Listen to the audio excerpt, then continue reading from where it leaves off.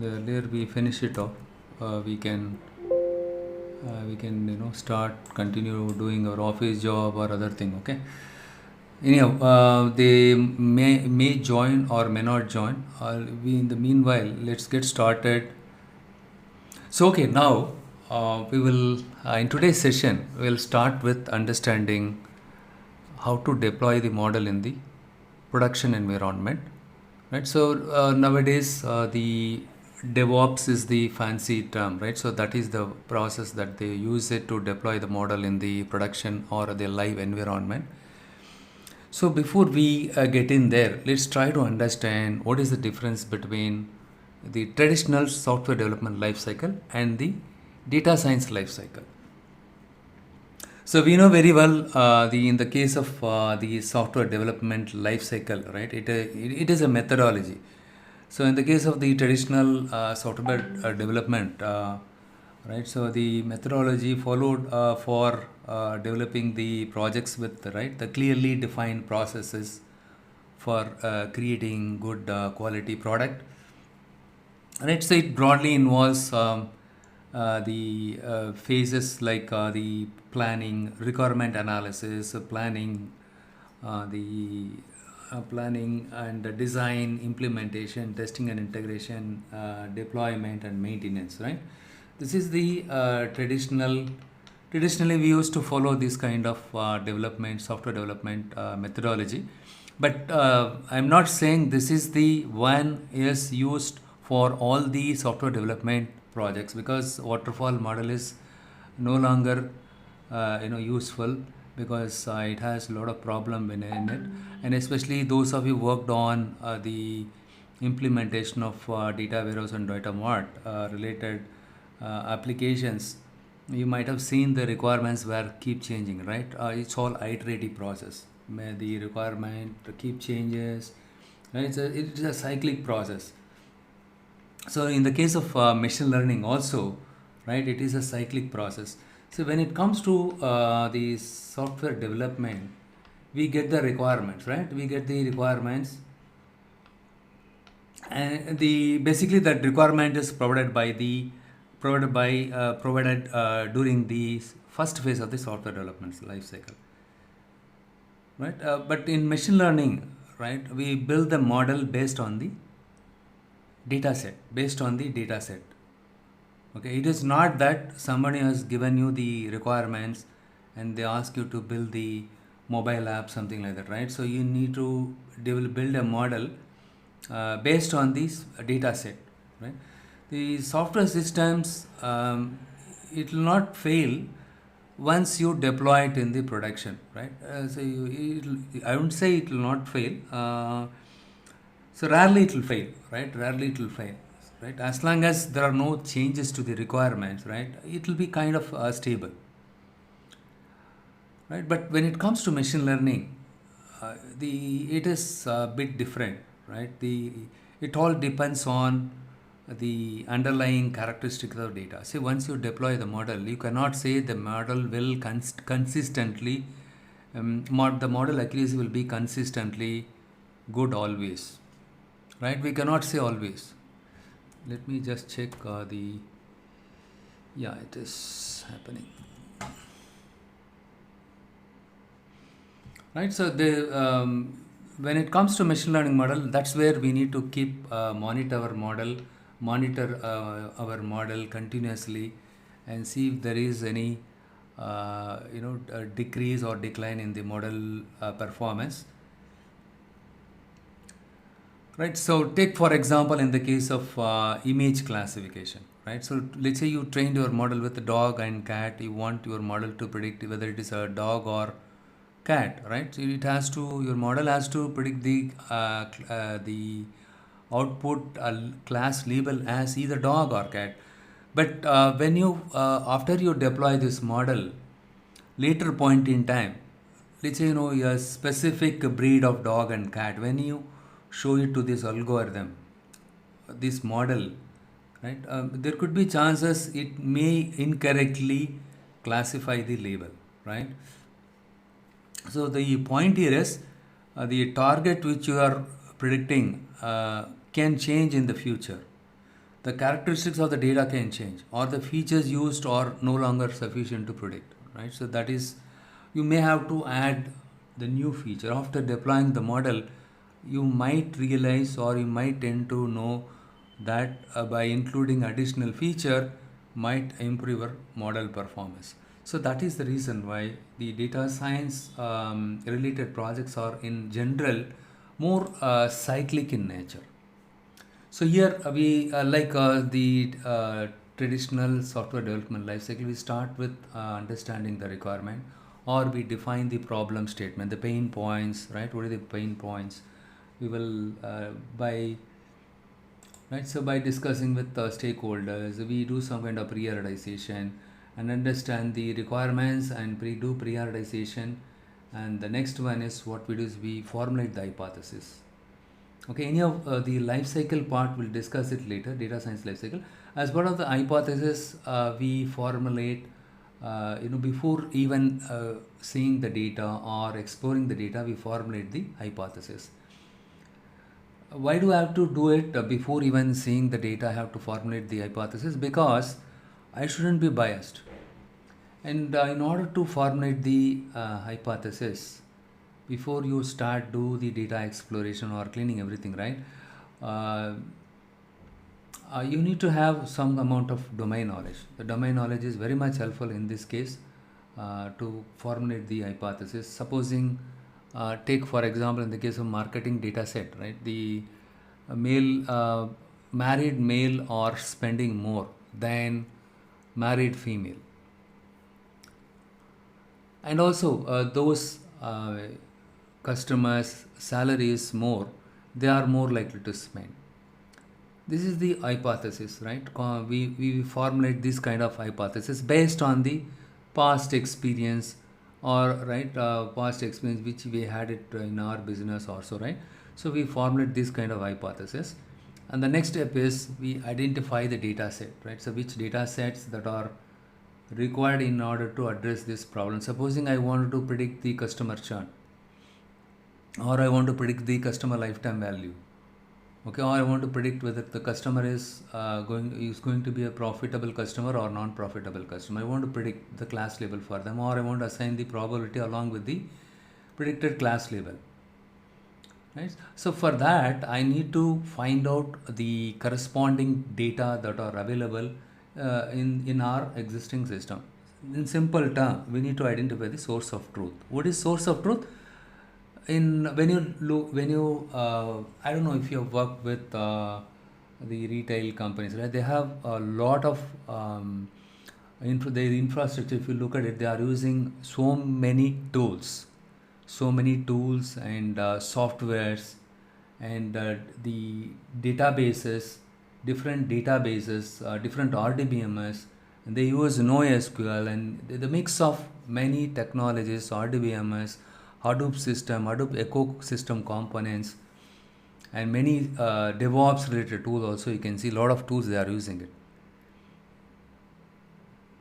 right? So different tools that they are using it. So end of the day, it is quite challengeable for us to find out which source can I get the data, or can I get the reliable data, right? So you need to find out the source of truth, and then you need to find out whether all the features that are required to proceed with conducting your or building your model are available in the same source of truth. Okay, if that is not available, how to get those features, or do I need to extract the features from the existing features, right? So likewise you need to do a lot of analysis. That is one of the challenges, okay? Identifying the source of truth, and with the given source of truth, right, or with the identified source of truth itself, can I find all the columns, right? It's a mix of, we use different data like JSON files, the sensor data is also we will be using it, and also you'll be using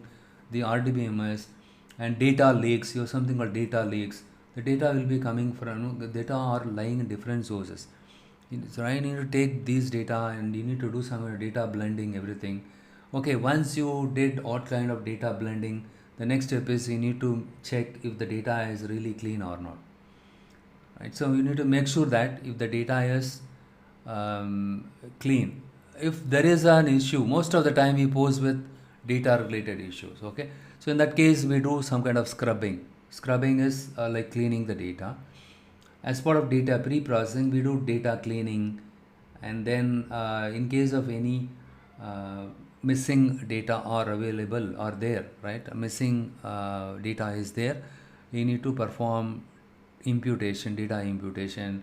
Outliers, you need to address it, you need to do some kind of the discretization. What is discretization? Binning, right? Binning for the for example, age column is there, right? So I don't want to use the quantitative values in the age column. Instead, I want to convert this a categorical type of variable, right? So in that case, I'm using some kind of binning, right? So age between so and so, or young, or called young customers, and teenagers, young and middle aged and old people, old customer, right? This is how I want to do some kind of binning based on the range of the age, right? So data binning, we do binning, and also we do some kind of label encoding, and also we may have to do some kind of one-hot encoding, because the machine learning model requires most of the machine learning model requires all your features are supposed to be in the quantitative variable form, right? So in that case, you need to do some kind of one-hot encoding. So one-hot encoding is not the be all and end all kind of situation. There are various other options, or something called hashing, many other techniques are available. We will have one more separate session for data pre-processing. Okay, in the case of a categorical variable which has more number of categories, types in it, right? For example, zip code. Zip code, you might tend to get close to 3,000 or 4,000 in your specific area itself, right? In your respective area itself, you see the, or let's take Chennai, within Chennai or Bangalore, right? If you take this zip code within Chennai or Bangalore, it might you might tend to get somewhat closer to 3 to 5,000 or so easily, right? So the zip code column has, let's say, 5,000 categories are there. Each zip code is unique, right? So in that case, if I create a one-hot encoding, it is causing problem. So either we can do some kind of binary encoding or hashing kind of technique, we can use it, or some other techniques like sometimes what we do is we check, we do some kind of group by based on the zip code, on the sales and the transactions or the number of transactions. Okay, in certain regions or certain areas, if the sale is not good, what we do is those areas where the number of transactions are very less, we combine them and put it in one common column called the others, so that the number of zip codes can come down. So this is applicable only in the case of state columns. Let's say you have 56 states are there. You are operating your business across 52 states, and recently you started selling or operating your business in the 20 regions. Obviously you cannot expect much sale. There is no point in including those places, right? Those states. Probably you can combine all those states where you recently started operating your business, and you give a common class as others, so that the number of classes that are there in your state categorical variable will get reduced. That is the whole idea of that one. So there are various techniques that we used it and we can use it, right? So that we will discuss it later. So in the case of data cleaning, right, data cleaning and data pre-processing, we make sure that the data is completely processed. It is something like we get the raw data, right? We clean the raw data. Something like for the sake of the freshers, right? Take this example: vegetables, raw vegetables. You buy it from a shop. You need to clean it, right? You need to clean it, and then only that those vegetables can be used for cooking, right? The same principle is right applicable here also. So here you need to do a lot of data cleaning and data pre-processing. Sometimes you need to combine the data from multiple source system and perform group by and aggregation. I have one good case study. I'll give you that assignment for clustering segmentation. You need to do a lot of aggregation there, okay? So that one can help you to understand, how to get more insights instead of completely relying on the cluster algorithm to give this one, right? You need to do certain aggregation there. So likewise, right, by doing various the transformation, data transformation on the data, right? So first you need to clean the data and then extract the data and clean the data and then transform the data based on some business rules also, and then create new features if it is required. So when will you create the new features? How do you create new features? Can you give me some example for feature extraction? Senthil, why don't you give me some example for that one? What are the features that you created newly in addition to the features that were given by the customer?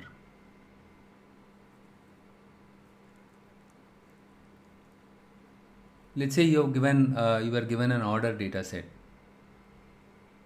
Am I audible? One second. Senthil is there? Yeah, he's there, right? Okay, so thing is, simple example, order date, right? So order date and shipment date. Order date, with the order date, you can create three new columns with the help of the order date. You can extract only the date from the order date, month separately, year separately. So date, month, year. Three different columns you can create it with the help of the existing order date column. Similarly, for shipment date, also you can create three different columns. Why should I create these three columns separately from the existing order date? Because I can do some kind of week on week sales, or weekly sales, or for every fortnight what is the sales happen, right? I can do some kind of week on week sales and month on month sales, quarter on quarter sales. Also you can do some kind of analysis, right? With that you might tend to get further insights, right? Which group or which quarter or which month, the sales is more, right? So that can give you additional insight. So this is the simple example for creating the new features based on the existing features, okay? And other examples are like profit, right? Profit, how do you create profit? By subtracting the profit after tax, right? The tax and the discount, all the things, right? You after you discounting or subtracting all these things, you will get profit. The profit column you are supposed to derive it based on the business logic dictated by your company. Likewise, you apply all this logic, you do data cleaning and you merge the data, and also you create new features, and right, and now your data is good to go. And also you did some kind of the one hot encoding and label encoding. Now the data is in the consumed form, right? It is it is readily available for consumption by your model, because your model requires all the features are supposed to be numerical variable, right? In order to in order to suit this requirement, you need to transform your features also, right? So you did all this transformation, cleaning everything, and then again you do some data exploration. As part of data exploration, you make sure that most of the all the issues got addressed, and also you trying to gain more insights, right? So they're like something like the married people, and those do not have kids, they are spending more money. Very good, right? Likewise, you are getting more insights. The next one is the feature engineering, right? Sometimes what will happen, yeah. So by seeing this also, you do some kind of feature engineering, like a feature selection also you do it, right? Which features are having higher predictive power, right? Which features that I need to discard, right? There are different algorithms, or genetic algorithm is one of the advanced algorithm, using which also you can do feature selection using the gradient boosted machine, or the random forest algorithm also, we can do feature selection, right? So with that we are going to train our model. My model is good. Now with the training and test data set, let us assume that my model is performing well with both the training and test data set, and I did a tenfold cross validation with the repeated CV. Now my model is good, so okay, and still I did some kind of hyperparameter tuning. We'll discuss about hyperparameter little later, okay? So hyperparameter tuning, and then I think I discussed in my last session, right? But anyhow, we'll see it once again. So after I did the hyperparameter tuning, my model is really doing good job. So now now I could see that the bias and variance are pretty decent. It is not, I don't see very high variance, high bias, high variance. I don't see. I could see something like moderate bias and less variance. My model is good. Okay, we are good to go with deploy the model, and still we do some kind of model selection, right? With random forest, with gradient boosted tree and neural network. Of these three model, which one is good? So we decide, okay, with gradient boosted machine or extreme gradient boosted. The XGBM is an advanced version of gradient boosted machine, right? The only difference is, see, the gradient boosted machine algorithm, it works by converting the weak learners into strong learners. But then what is extreme gradient boosted machine? In the case of extreme gradient, it is doing some kind of regularization, right? It is doing some kind of regularization. With regularization, still we could see the improvement in the model performance, okay? And also the XG boosted tree is the most popular algorithm in the case of Kaggle competition also. If you see the most of the Kaggle competition, most of them they used the XG boosted decision tree because the accuracy was very good. Okay, and let's say you did everything, right? You did some kind of model selection, everything, and you did hyperparameter tuning, everything, and finally you decided you are okay to deploy your XGBoost or random forest model on your production system.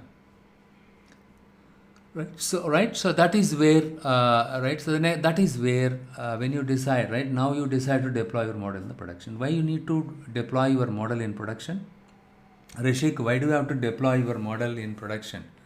We started with a simple example like predicting the housing price, right? So we're predicting the housing price. Fine, it is working fine. I used the different algorithms. Let's assume that the random forest algorithm, the accuracy is very good. My model estimates with higher accuracy. The RMSE, root mean squared error, is very less. Lesser the error, better the model. Good. So what is the next step? The next step is I need to make sure that my model is available to all the users, my end users. Sometimes my end users, sometimes my internal stakeholders. Let's say I want to do some kind of revenue forecasting or demand forecasting, category-wise demand forecasting. I want to do it so that the production, in the case of manufacturing unit, they wanted to know which raw material they are supposed to buy it, how much they are supposed to order it, right? What is the purchase order? Each purchase order, how much, or every week, the purchase order, how many number of raw material items that needs to be ordered from their respective vendors, right? So in that case, the that model is helpful for the production department, right? Production planning department. Supposing I wanted to estimate how much time it will take to deliver the item to the customer, right? The distance or the for example, Swiggy or something like that, right? So how much time it will take to deliver it to the customer? So it has to take into account of the past historical data, right? During the heavily congested traffic. So what is the time, estimated time to deliver it? And right, so in the case of Swiggy kind of app, it's a real-time prediction, right? As soon as the order the item, it has to tell. Even in the case of Amazon or other e-commerce website, As soon as they order the item, it tells us the estimated delivery time, right? Within 3 days or 4 days, the items will get shipped. Right? How does this happen? It's all real time prediction. There are different types of prediction: real time prediction and batch prediction. Right? The real time prediction is very critical. Right? As soon as you order it, it tells us the estimated time to deliver or to receive the items from Google, so from Swiggy or so, right?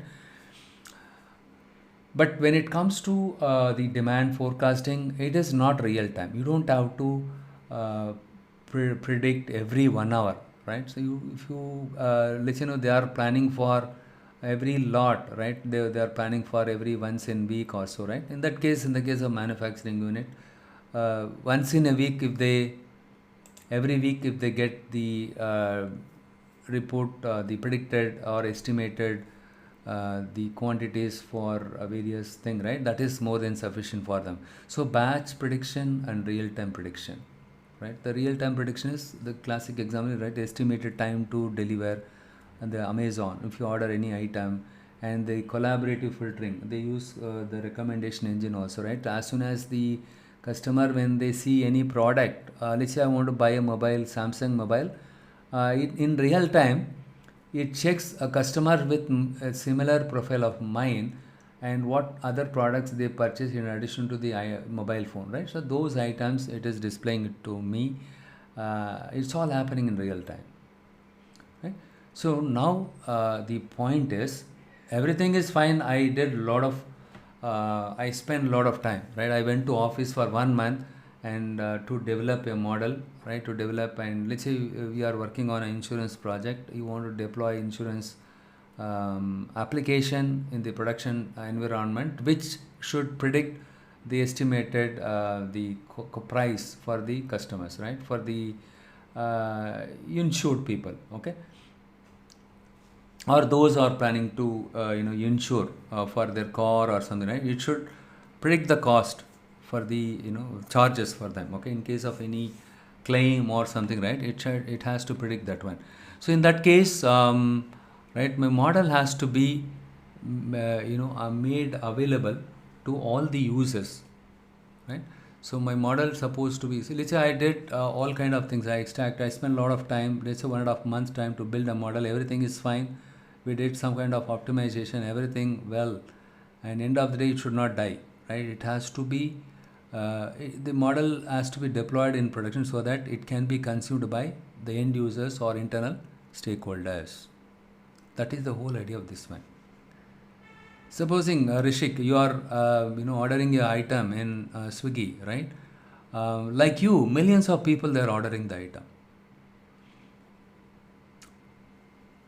right? So it should tell, hey, this is the estimated time to receive your food. So in that case, right, it is very much helpful for the organization. So because you spend 1.5 month time, end of the day they are able to monetize your effort, right? So it helps the end users, or it increases the customers experience by giving the estimated delivery time. They are very happy, right? Okay, now this is where the DevOps comes into picture. Okay, model development and deployment. So what is DevOps? DevOps is also now, right, it is very popular. DevOps, most all the senior manager you might be aware of, right? There is a significant demand for DevOps resource also. DevOps is nothing but the collaboration between the development team as well as the operations team, okay? Actually, DevOps is a methodology, right? It's a methodology. It is not about technology, or it is not a tool, it is not a framework, it is not a programming language, okay? DevOps is a methodology, right? So basically, by following this practice, right, so we can, the stakeholders can coordinate and collaborate to produce better and more reliable products.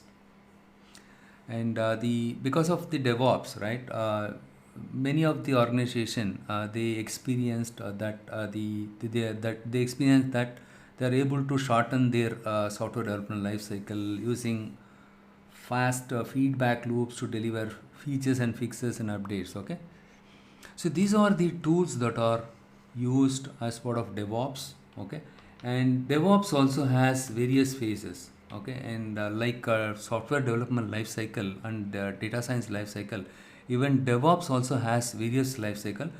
It is something called continuous development. CI/CD, you might have heard about it. Continuous integration and continuous deployment, right? Continuous development deployment.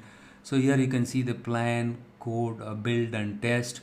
And if you look here, right, in the case of code, in the case of continuous development, right, we will be using the open source version control softwares like Git, Jira, and so on, right, and like other Mercurial, CVS, like many other tools are available for version control. Okay, so but Git is very popular for version control, right? Version control. It is an open source distributed version control tool. I guess most of you might have used it, right? And especially the data science, data scientists, those I interacted, right? I heard from them they are using Git. Most of them they are using Git. See the Git, right? This is the one plays a crucial role when it comes to managing the code that the collaborator, they contribute to the shared repository. See, once you deploy or once you check in the code, right, it can be pulled for performing continuous integration to create a build and test it on the test server and eventually deploy it on the production. See, the one of the special highlights of this one is, right, it enables the communication between the development and the operations team, especially when you are working on a bigger project with a more number of stakeholders or collaborators. It becomes very critical to have a communication between all the collaborators while making changes in the project, right? That is very, very critical. So in the case of continuous integration, right? So these are the tools. So look here. So here, Git and Jira, these are the tools are used as part of your code. The version control, the things. And in the case of build, we use SBT, right? I'll show you SBT when I walk you through the what is that here? The Spark concepts. Okay, how to build the application, Spark application using SBT. And Maven, I used Maven in the past to build the applications, but I am quite comfortable with SBT now. Okay, and in the case of testing, this one, the JUnit, the Selenium, right? These are the softwares are used. I think you are using Selenium, right, Senthil? Okay. So the next one is the Jenkins. Jenkins is the one you said you use, right? It is an open source automation tool. It is written in Java with plugins built for continuous integration purpose. Right? So for that purpose, it is used. So using which you can fasten the or speed up the software development process through automation. This is the one, Jenkins, right? It integrates the development lifecycle process, build, the document, test, package, so on, right? So on and so forth. It uses some plugins, right? The Jenkins. And Docker deploy. For the deployment purpose, we use Docker. So we can build the images and then we can deploy the images as container on either Google Cloud platform, or you can deploy it on other cloud service providers like AWS or Heroku. You can use Heroku also, and something else called Kubernetes and Ansible. These are part of your operate. So deploy phase, you can use either Docker or AWS and DCROS. And then when it comes to operate, right, operations, the Kubernetes, Ansible, and Chef. See, the question now is, we can create an image, and then we can deploy it on Docker container. That you can push it to the cloud, either Google Cloud Platform or Heroku or AWS or Azure. Azure is missing here, right? Yeah, Azure also you can push the container, okay? But at the time of deployment, all we are interested is we want to package all the relevant applications and the dependencies of the applications, right? But after deployment, scalability is very important, especially in the case of the ML applications which are used by many users, like a Swiggy kind of thing, right? In that kind of situation, scalability is very much important. So that is where Ansible, Chef, and Kubernetes coming into picture. Kubernetes is a cluster. It takes care of the it has a lot of features with the Kubernetes. Okay, it has self healing and load balancing. It does this load balancing. Supposing you have 3 Docker containers, and of the 3 Docker containers, one Docker container is free. Okay, what happens is, since you need to run for the two Docker which requires more space, right, additional resources, it uses the container which is idle. So that is how it takes care of the load balancing. And Ansible and Chef, I don't have much idea. The Kubernetes is basically does the load balancing and self-healing. What do you mean by self-healing? In case of any images which is running on your container, if that fails, it tries to restart or it tries to kill to release the resources. Okay, so that is what self-healing, load balancing, all these things are taken care by Kubernetes. Kubernetes is used mainly for the scalability purpose. Okay, and when it comes to monitoring, ultimately we need to, after you deploy your model, you have to monitor your model continuously. Okay, and you need to make sure that whether the container is running correctly or not. So for that we use Nagios, Splunk, and Datadog. These are the applications, okay, to monitor the container, whether the containers are running correctly or not. Don't worry about container, all the things. Okay, I'm going to talk about this in the subsequent slide. Don't worry. Okay, we'll talk in detail. Okay, so basically these are the tools are used with the different phases of the DevOps. Different tools are used. That's what I'm trying to tell you here. Okay, but again, they cannot expect you to be good at all these tools. If you are really good at all these tools, then you are the best fit for the DevOps kind of role. Even for DevOps for data science, right? Data science is also, the demand is good. Okay, the people are, but now companies, they are expecting the data scientists to be good at DevOps also nowadays. But there are companies, bigger organization, you have the luxury, but they will not give you access to the prod environment. It's very critical because the pricing and all the product, especially the Walmart and the what is that? Target. What is that here? The other thing, right? The big box retailers, right? The pricing is very, very important.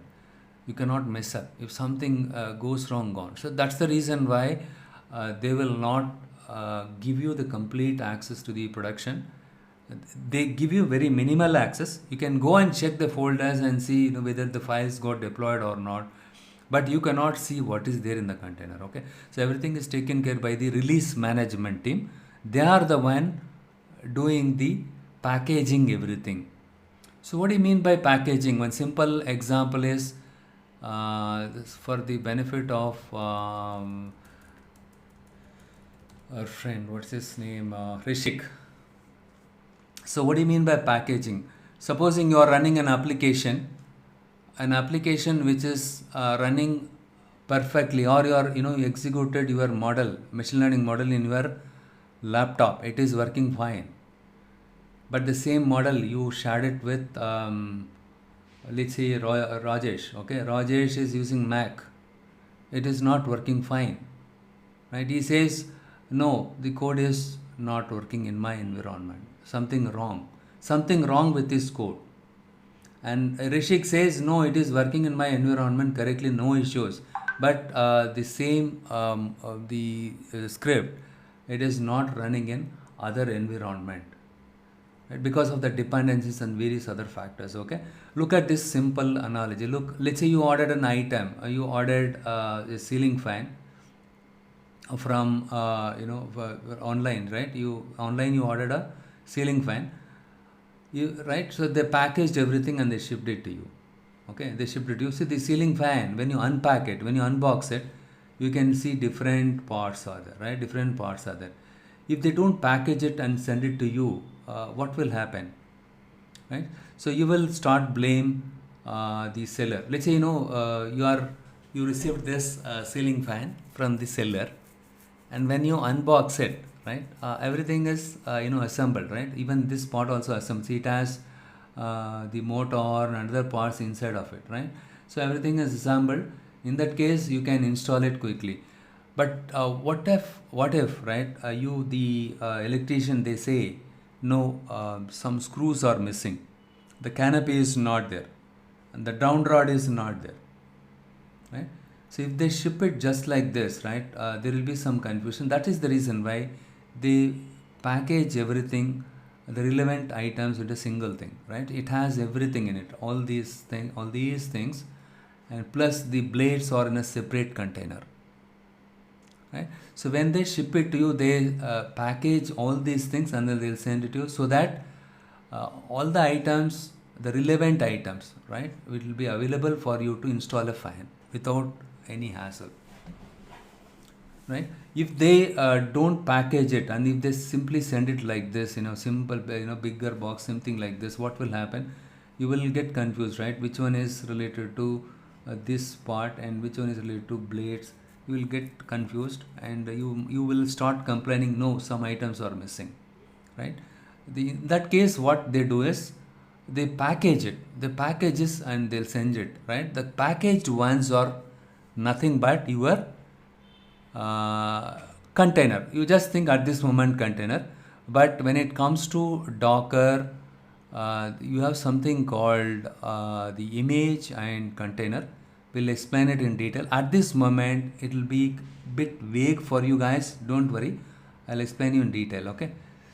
So yeah, I discussed about the continuous integration Jenkins, right? Jenkins, I told you, Jenkins is used for right, the continuous integration purpose, right? It Jenkins builds and tests your software continuously, right? So that it making it easier for the developers to integrate changes to the thing. Supposing you developed a model and then you pushed it to the QA environment, and later on you realized you forgot to include one important feature, or later on somebody tells you to include an additional feature that can boost your model performance. Now what you did, you create a new build, right? So and you make changes to the code, and then you will push it to this one. The Jenkins, what it does is it automatically picks up here, okay? And look here with Jenkins. Yeah, Jenkins check the shared repository at periodic intervals, and every check-in is pulled and then build. Jenkins deploys the build application on test server, and the build application is then deployed to the production server. Okay, so Git repository is nothing but the version control, right? So that we can find out in which date and which time which model predicted which value, right? So we can track that one. It will be very easier to track.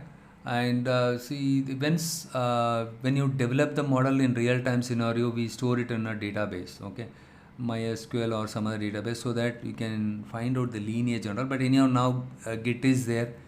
With the help of Git, we can find out the lineage. So when we developed the model, when we checked in the model, when we made the changes, when we deployed the model, recently, and which models accuracy is not that good, on which date the model accuracy is not good. Everything you can track it by following this methodology. Okay, there are different cloud service providers are there. Okay, there are from the high level, right? There are three types of cloud service providers are there. One is SaaS, software as a service, and platform as a service, infrastructure as a service.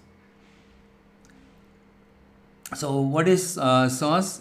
So when it comes to SaaS, software as a service, if you right, I can remember if anybody says SaaS, right, I can remember quickly the Salesforce. Salesforce CRM application.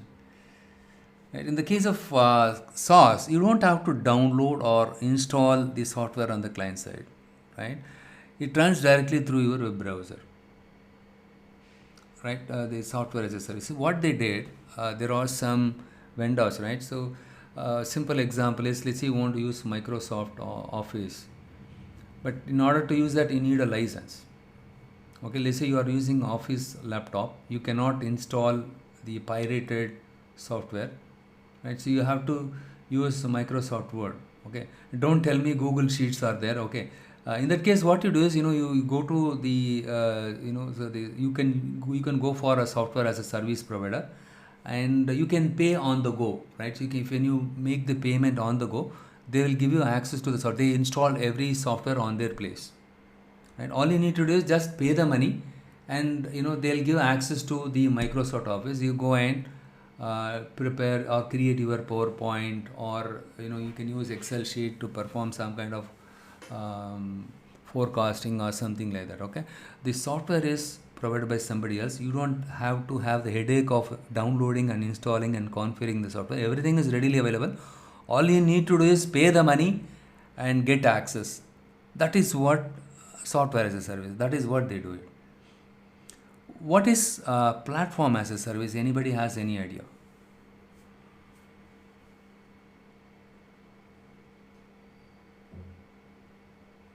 So what is the difference between SaaS and PaaS? Any idea? Heroku, they are the one. Heroku is a platform as a service.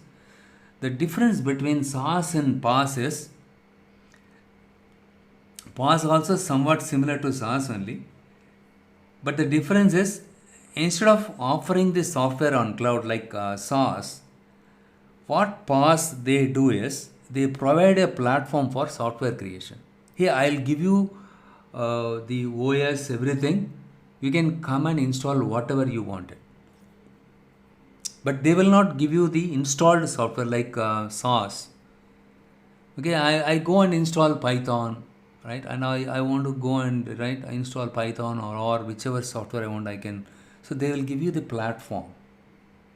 You can go ahead and install whatever you want it. Okay. Fine. So that is what that one. And what is infrastructure as a service? Infrastructure as a service. IaaS. Any idea? The examples of PaaS is, like I said, Heroku, Windows Azure. Azure also Microsoft, right? They provide the platform. You can go and install whichever software that you needed. You can install Jupyter Notebook, or you can install the Python, whichever version you want, you can install it. And you have something called, the other things are called OpenShift. They are also PaaS, okay? And Google's App Engine. These are all the examples for PaaS. So in the case of PaaS, right, you manage the data and the application resources, but you are the one supposed to manage your data and your application resources. The rest of them are managed by the vendor. You don't have to have the headache of the system, right? You don't have to worry about that. And when it comes to IaaS, AWS, Amazon Web Services, that is a very popular one. EC2, right? What is EC stands for?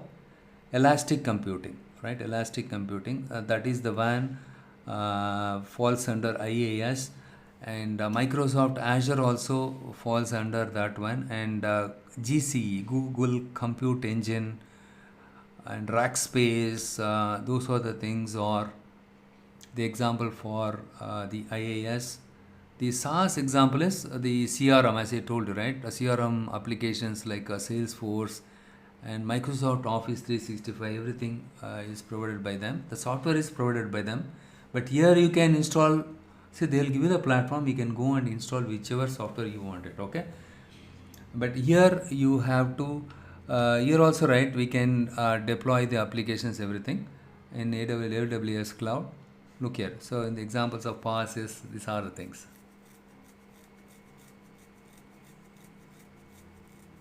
And SaaS, so this pyramid can help you understand. SaaS is used by the end users like us. because the software is provided by them. All we need to do is just pay the money and use the software, right? And the PaaS is used by the developers. We are the one going to develop the machine learning model, and you want to test our model, everything, right? For that we need a platform. The platform is provided by them. All you need to just connect there and install all the necessary applications like Flask, REST API, like a Flask or Fast API, or if you want to install Python, or if you want to install Nginx, right? Anything, whatever you want, you can install it on PaaS. And this is for developers. IaaS is for sysadmins, right? System administrators. So they are the one will create the volumes for you on their environment to to provide storage, everything. Okay, fine. Now enough theory. Now let us get into the deployment part. Let's start with a simple example so that you will not feel bored. And I'll just go to this one. Let me just open the Python thing.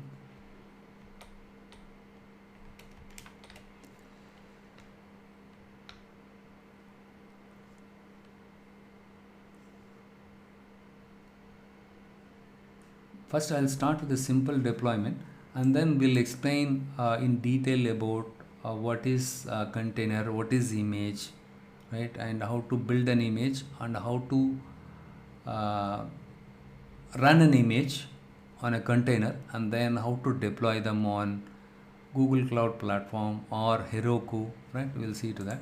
And first we will just look at this one. It's a very simple one. Look here.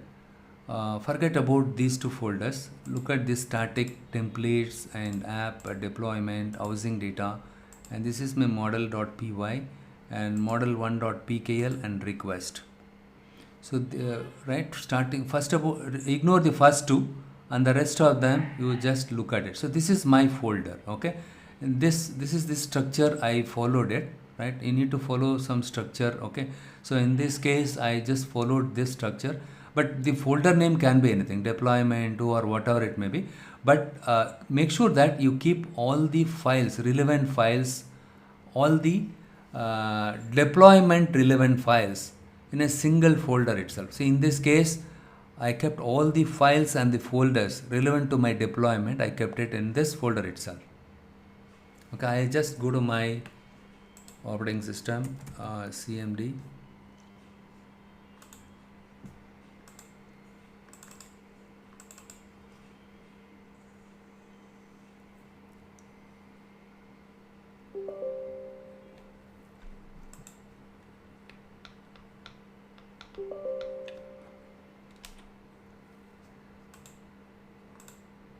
So I just opened as an administrator, safer side.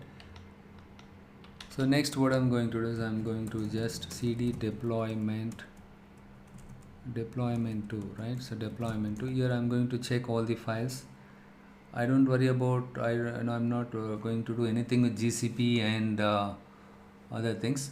Now all we are going to do is just look at model.py and importantly app.py. Okay, app.py.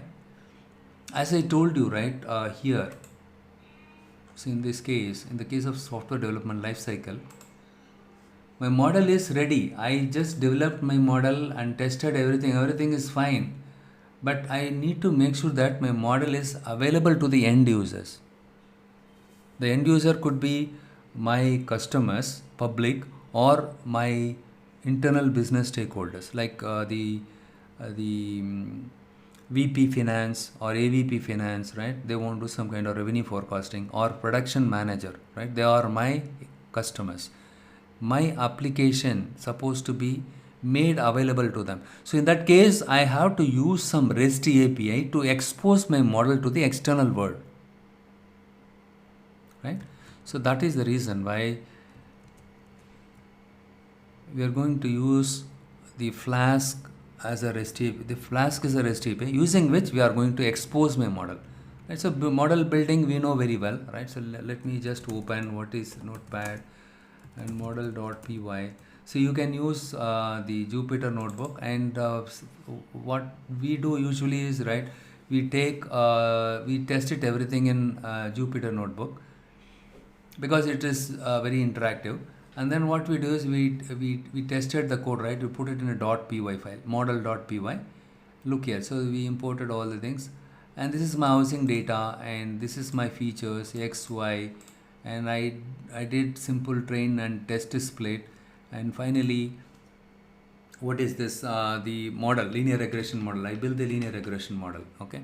And finally what I did, I'm using the pickle package. You have something called pickle package, pickle.dump, right? The first argument is my model name, right? The linear regression, and then I'm going to save this save this linear regression model in the name of model1.pkl.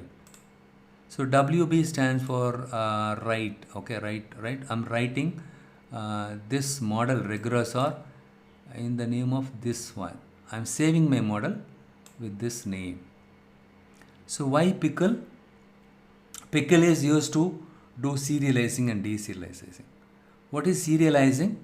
In simple words, serializing is a way to write your Python object on the disk that can be transferred anywhere, and later on you can do deserialization backed by a Python script, right? For that purpose we use pickle, okay. And then the next file, so it's a very simple one, right? So I just have a model.py script. So here I train my model with the training data set, and then I stored this trained model in a file with the name of model1.pkl. That's it. The next line, what I'm doing is I'm going to load, right? So the stored model, I'm going to load it. That's all. So the next step is, so model.py we are done. So in the model.py we saved the model in the name of model1.pkl, okay. And the next one is, this is my data set, okay. We don't have to see this data set, and request.py and app.py. This is the important file, right? So in the so here I'm using Flask REST API, right? Flask is a powerful Python micro web server framework.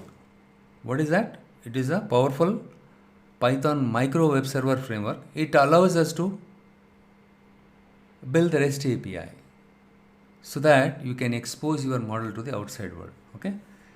So it is pretty easier compared to other web server, okay, because because you don't have to do too much of configuration and all here, okay. With minimal configuration you can do, but here I did not do any configuration at all, okay.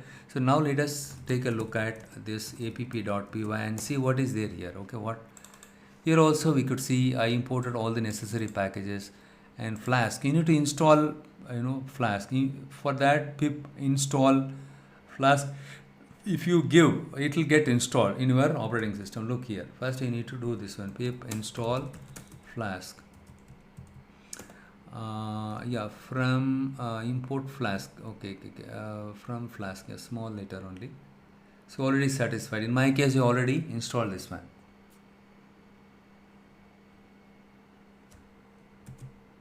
Right, so I'm going to terminate this one because I already installed it. It is fine.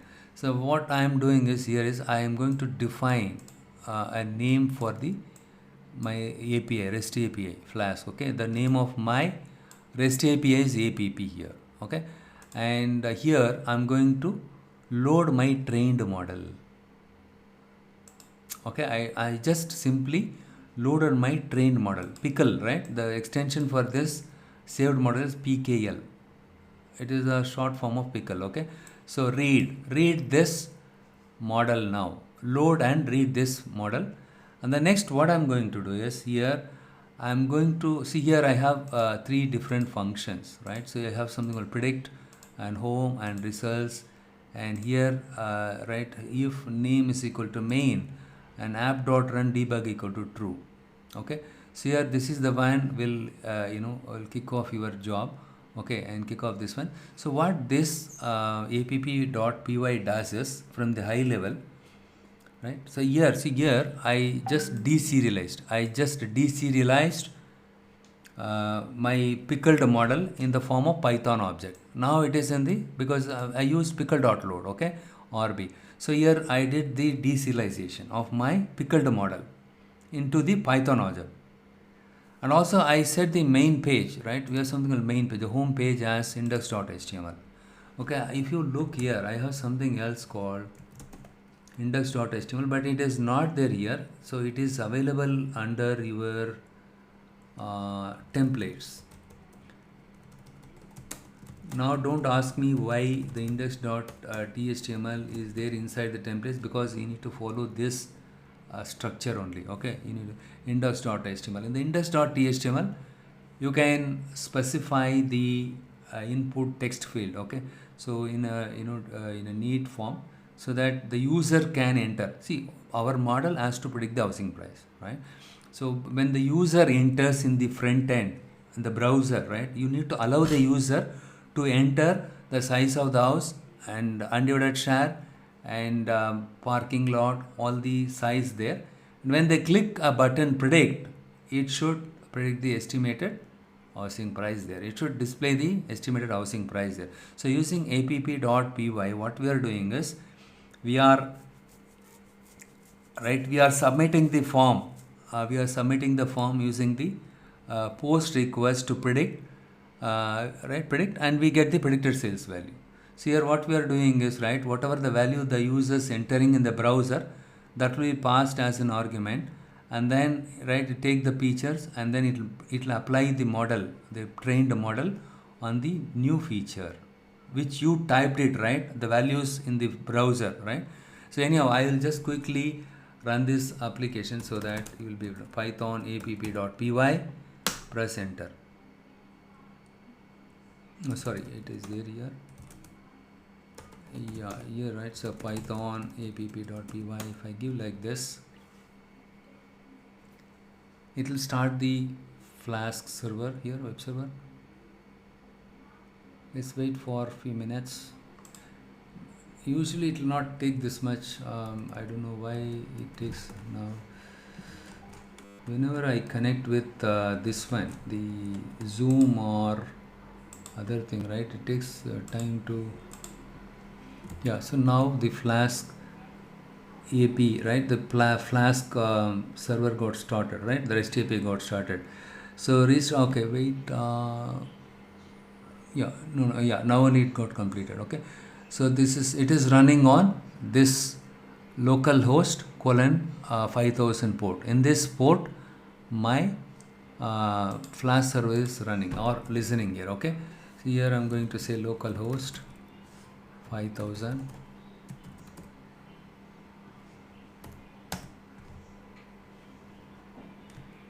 Look here, this is the front end, right? So if you look at my HTML file, let me open another one.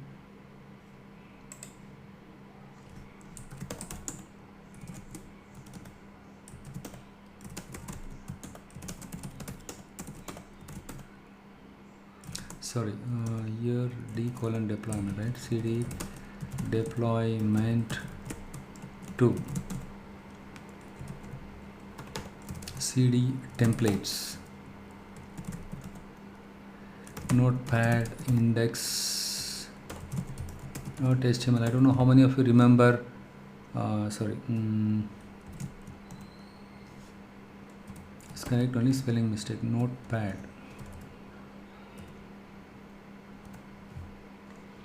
So I don't know how many of you remember HTML tags, right?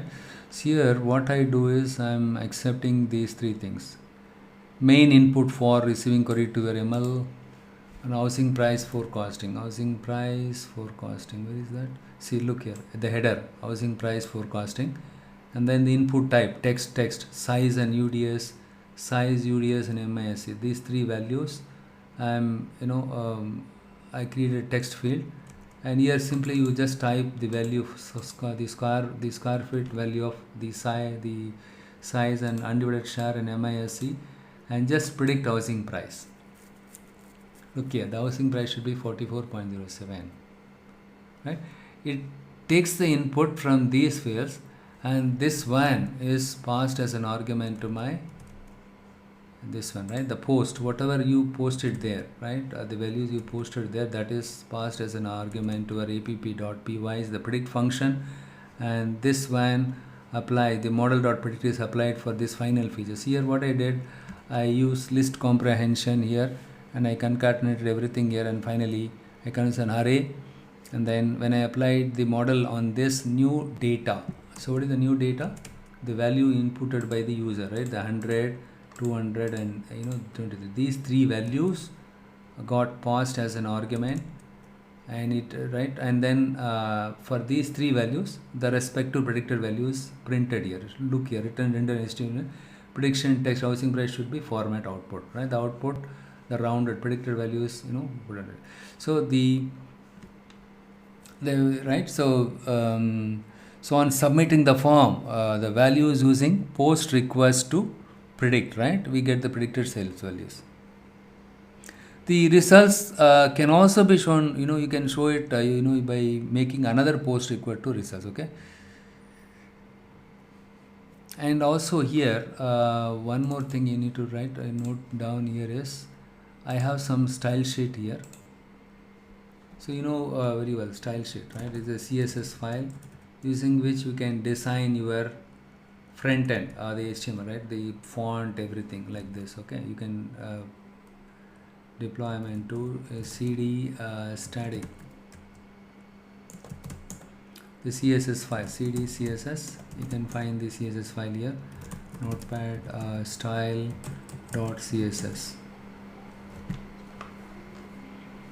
So this is the CSS file style sheet. Here you define the font size, everything, background image if you want, and the color, everything you can specify it here. So you can also make it as better, you can create a better outlook than this one using style sheet if you are familiar with style sheet. But the structure should be like this. The static under the static folder you are supposed to specify CSS, and under templates you are supposed to index, okay?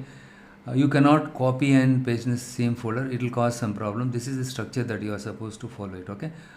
Or you'll have to specify, if you make changes to these folder structure, right? You need to specify the path correctly in the app.py. It is painful, better you can rely on this one, okay? Simply follow this structure, okay? Keep the data file model.py and the train model and request.py. Next one is request.py. So in the request.py, right, so we are passing the result, right? In order to pass the result, I am going to use like this one. Here you have something on request.post, okay? URL. In this URL, what is the rate, sales in first month? Here I use something print or.json, okay? But here I'm not using this one. But still, in the app.py itself, I managed, okay? The app.py itself, I created another thing, right? So what is that?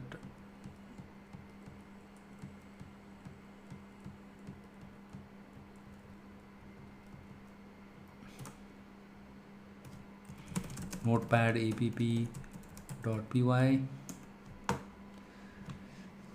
Yeah, in the predict function, so I return this value. Right? And yeah. So here I'm you have something called app.route, right? So this is the one you need to use it. What is at symbol here? Anybody knows this one? Deepak, I told you to watch the decorator, right? So this is your decorator. What is a decorator? What is a decorator? Decorator is nothing but take the existing function, add an additional functionality to it. You have a function, as the name suggests, right? Decorator, right? So decorate the existing function by adding some additional functionality or features, right? So this is my function. Route is already there. In addition to that, I am going to add this new functionality. That is what we are doing it. That is what decorator. You can probably watch my video decorator in my YouTube channel. So that you'll be able to understand what is decorator. But in the case of the interview, they ask you, right, what is decorator, you should be knowing it. So this is the @ symbol represents the decorator, right? This is a decorator function, and you are taking this function in addition to that, right? You are adding additional functionality to this one. That is what it says.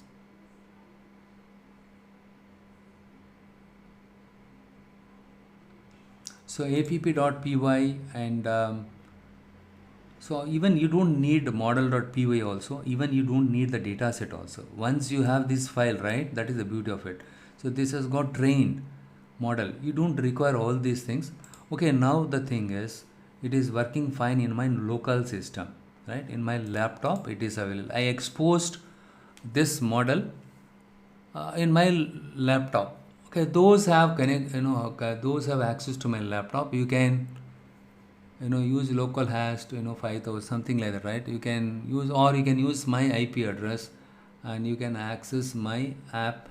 And if you want to perform any prediction, you can pass the value, key in the value, and click predict housing price, right? See, in this case, what happened here is, right, our model is deployed behind the API, right? The API is usually called with a single data record each time, right? So in this case, single record, right? It makes prediction for a single record and returns it. So in this case, right, if you have any low latency, it is a concern, right? It is a cause for the concern, right? So what we usually do, we train the model once and store it somewhere, and use the trained model whenever a new API calls made.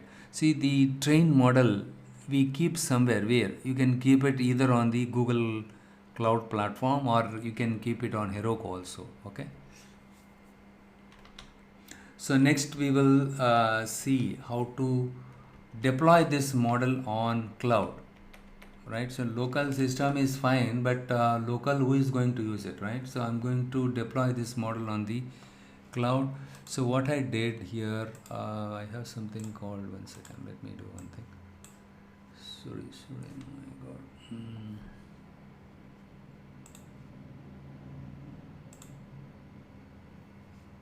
Instead of doing this, right, so I did mistake.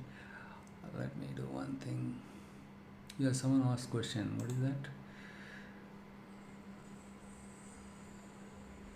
You asked about Bhupati. It is cloud environment.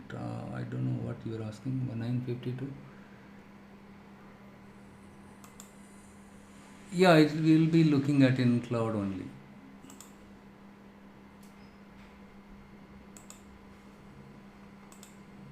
So what I'm going to do is, we are going to use my GitHub thing. Okay. So I'm going to use github.com fantasy 200k. Here I used something like pre-trained model. Okay, here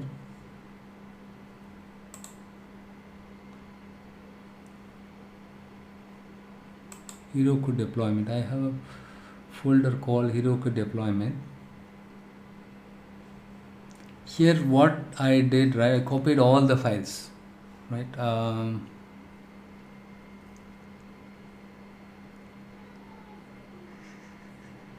Okay, this is something like Heroku deployment, and here we have something called templates folder, index.html is there.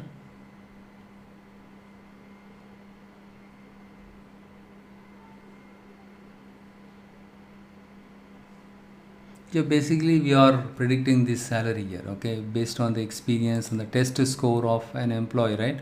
We are predicting the salary here, and here we have ProC file. So importantly, see the app.py, you are familiar now.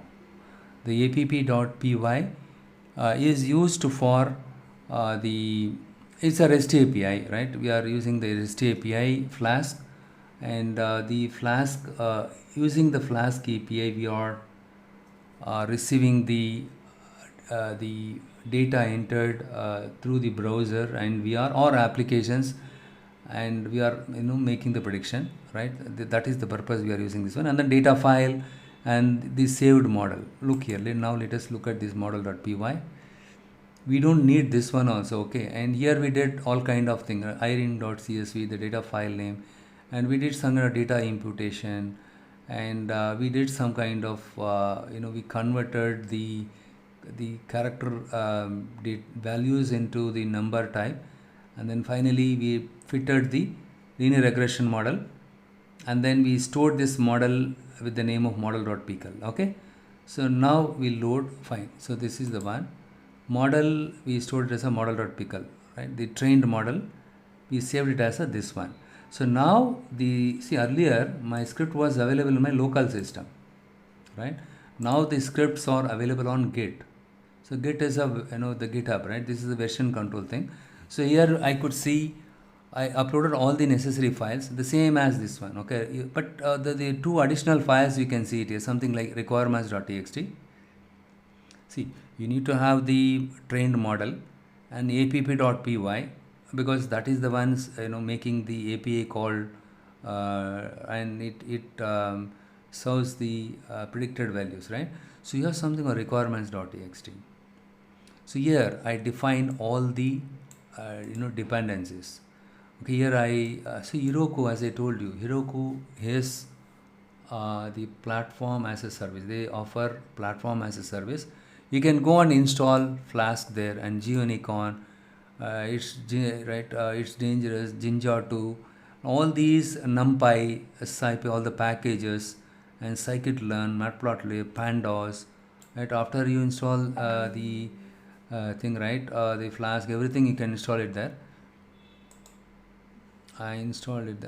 See, you in the requirements.txt, you need to specify all the dependencies, right? The environment related dependencies, and then we have something called proc file. Proc file, we specify web:/GUnicorn, the app name. What is the app name? In our case, the app name is app. We define the REST API Flask as app, right? So that is the one I mentioned it here. So now all my script, everything is available here readily, okay. Scripts, everything is available here. So now we need to deploy this script onto Heroku cloud. Now it is on GitHub. Now we need to deploy this model on the cloud. Which cloud? Heroku cloud. Heroku is a platform as a service provider. So now what I do is I create a new user here, okay. You can also try this one, right? You all have access to my thing, right? So you can probably try this now if you want. I just shared the link there, and go to the Heroku's website, and Heroku.com. Go there.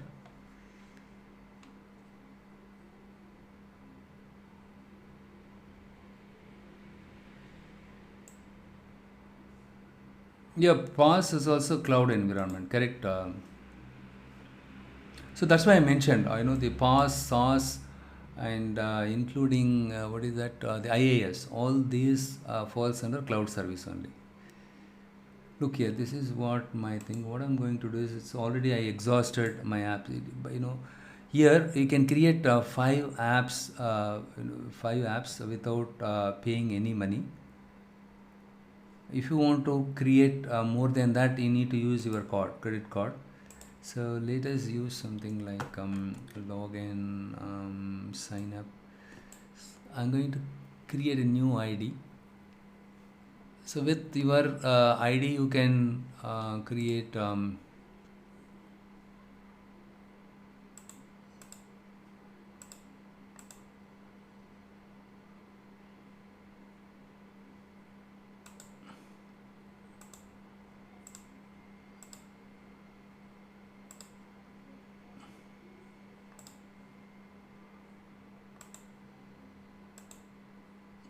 create a free account. Per account, you are allowed to create only 5 applications, but you are allowed to delete one application and recreate a new application. But beyond that, it is not allowing you.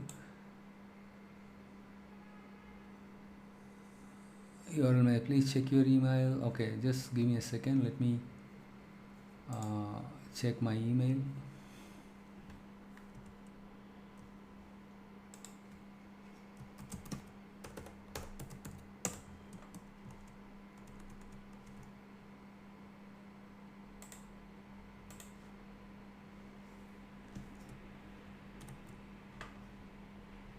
Yeah, maybe he is keeping track because I created multiple ideas to give demo to other batch members also. Resume recording, fine, yeah.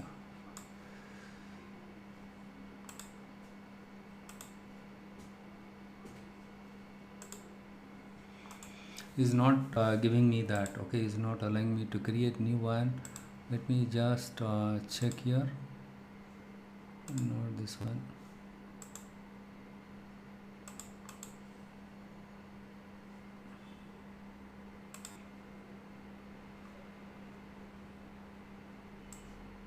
So it's a very simple step, but initially it took longer time to understand, the way to.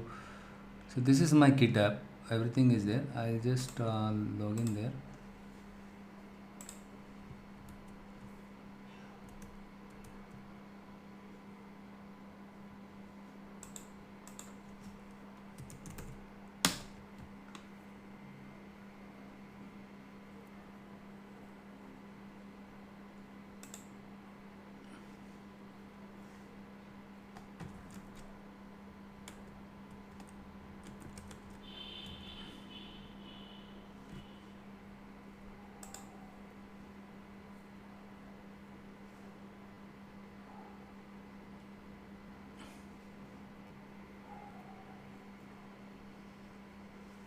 It's very slow. I don't know whether my net is very slow.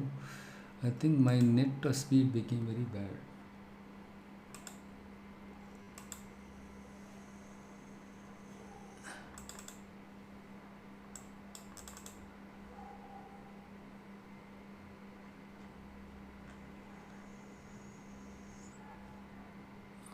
Login.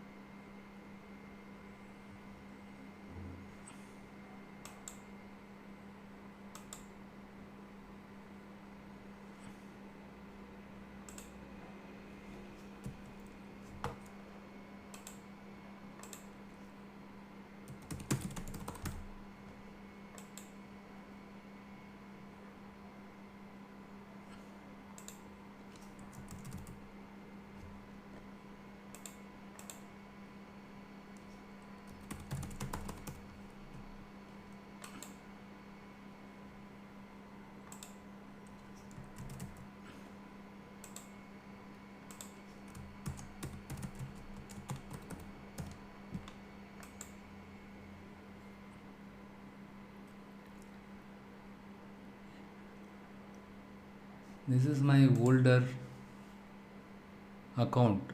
Here I already exhausted with 5 apps. So you can create 5 free apps.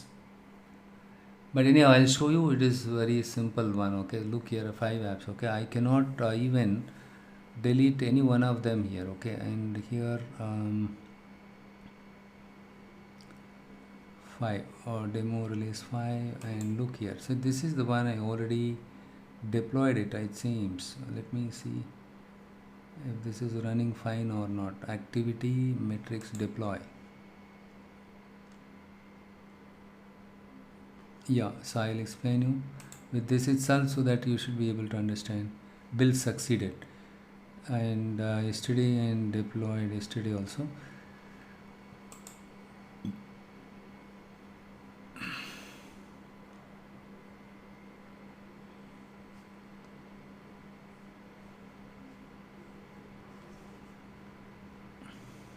See here you have some option called open app. Okay, if I click this one, housing price, which I uploaded it, right, deployed it yesterday sometime, it is available here. See, it got deployed on cloud also, right? So this is the one in our local system, right? In my laptop I showed you. I think, yeah, the app is still running, right? Your local host 5000.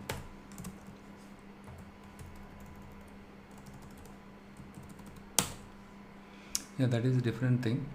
This is housing price. Oh, this is salary analysis. Here we are doing salary analysis. Here 5 and 12 and some value. If I do it, if I predict here, Ex-employee salary should be 39595.33 for the same script. But here I use the GitHub folder, right? I picked up the script from the GitHub folder. Okay, and I would suggest you all to do it now. It may not take more than 2 seconds or 3 seconds. I hope you all must be having a better bandwidth than me. And this is the folder name, right? Heroku deployment. So what you do is just create a temporary login here and log in there, and then check your email and just verify your email. That's it. And then next step is, here you will have an option called the create app. There is an option called app. Here, yeah, it got disabled here. Okay, in my case.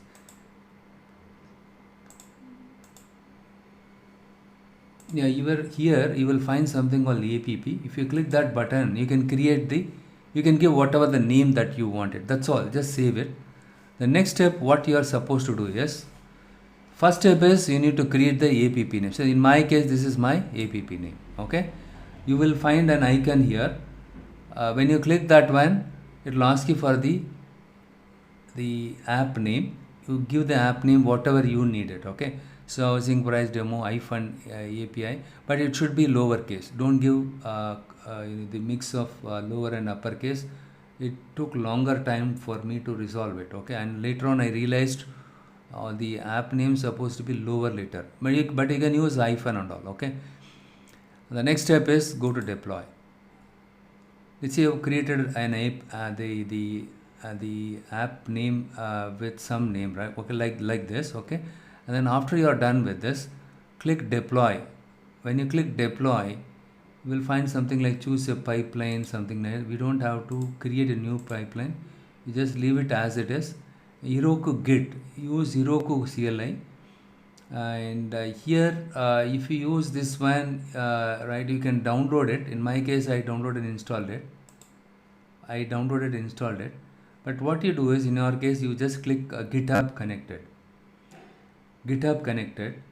right? In that case, when you click GitHub, right, so connected will not come just like that. Select GitHub, and then you specify the GitHub the repository name. Okay, you need to specify the GitHub login detail here. See, in my case, the GitHub username is fantasy200k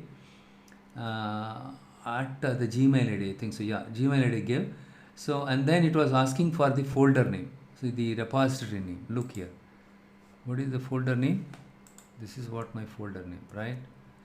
So this is what my Heroku deployment. This is the repository name. I have multiple repository in my GitHub account. This is my GitHub account. Okay, here you can see, if you expand this one, show more activity, you will find more links here. Heroku deployment, right? So here the repository name is Heroku deployment. Okay, so the deployment not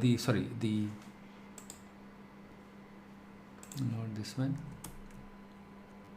Yeah, so once you select GitHub, and then you need to specify your login user ID. For the GitHub, you need to specify. In my case, fantasy200k@gmail.com, and then here it will ask you for the repository name. The repository name is Heroku deployment. Once you click connect, in my case, what happened? It got connected, right? It got connected. That's why it shows disconnect here. But here you can see when here it is slow.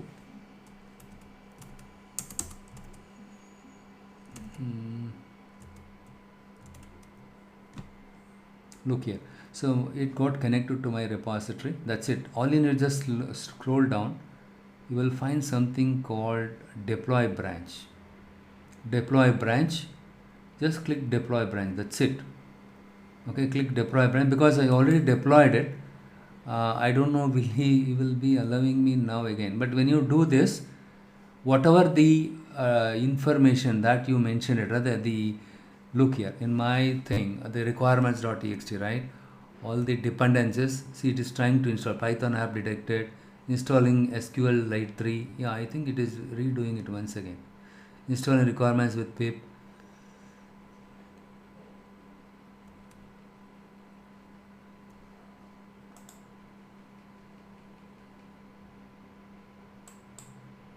So in this folder, the Heroku connected to my Heroku deployment repository, which is there in my account, GitHub account.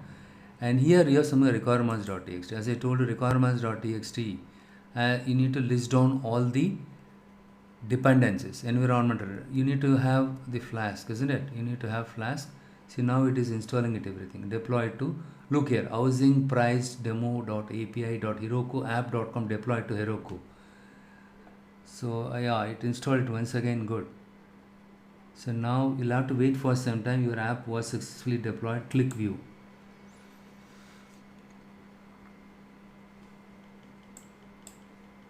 That's it.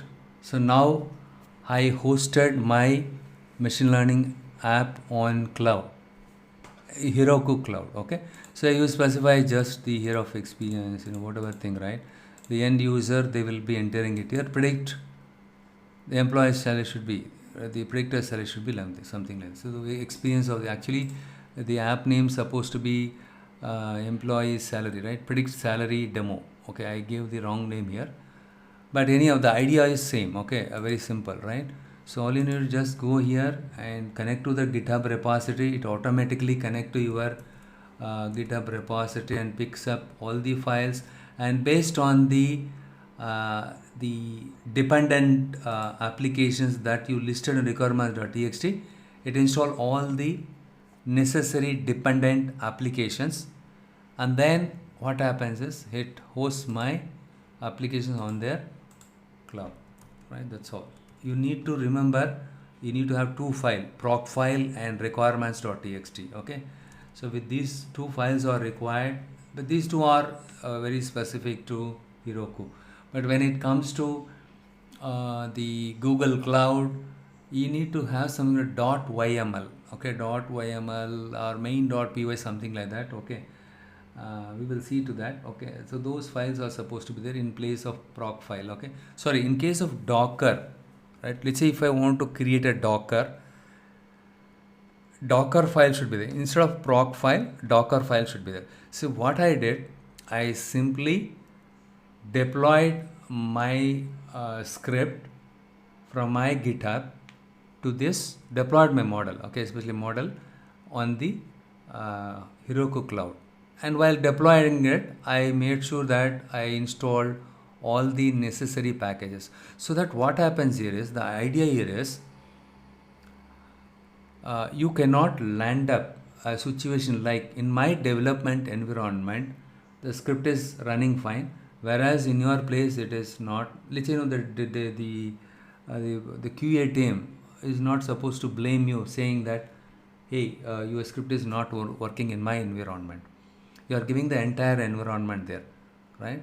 So the environment, so the all in simple term, the QA is running your environment, the application which is there in your environment. So in order for that, you need to specify whatever the version that you are using it in a local system, right here. So the same version and release will get installed on the cloud. And for the QA person, it is something like they are running your model on the development environment. I repeat it. So you created all these things, right? You put everything, you deployed everything on the GitHub under Heroku deployment folder, and using Heroku you connected to this repository. And since you mentioned the version, whichever version that you used it here, right, locally, so that apps, the applications and the web server, everything get installed on the target cloud environment. So right, so that the chances of saying, hey, it is working there, it is not working here, you cannot land up that kind of situation. Now you understood how to deploy your model on PaaS. PaaS is like platform as a service. As I told you here, the softwares are not given by them. We are the one instructing it, right? Internally, we are telling the PaaS, right? The Heroku to install all these things in requirements.txt. The Heroku, what it does is, while deploying it, right, it first checks this file. Okay, it installs everything, and then it executes your model, right? That's it. Pretty simple, right? This is very simple. And next one is a little bit roundabout way of doing it, the Google Cloud Platform. Okay, so let us take a look at that one. See, in the case of Google Cloud Platform, they give 60 days, I think so, 60 days trial version. Okay, they give 60 days trial version, console.cloud.google.com.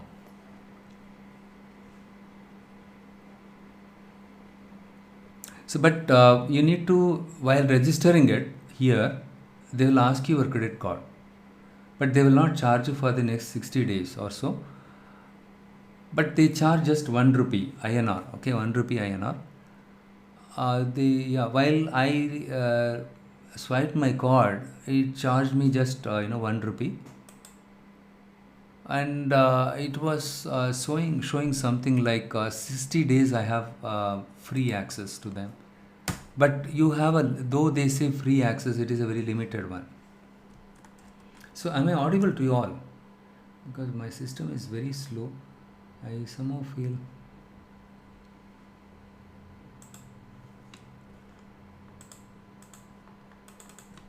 Yeah, yes, sir. Yeah, I'm audible, right? Good. Yeah, fine. I was trying to do this. I don't know why console.cloud.com takes longer time. Yeah, maybe my net speed is not good.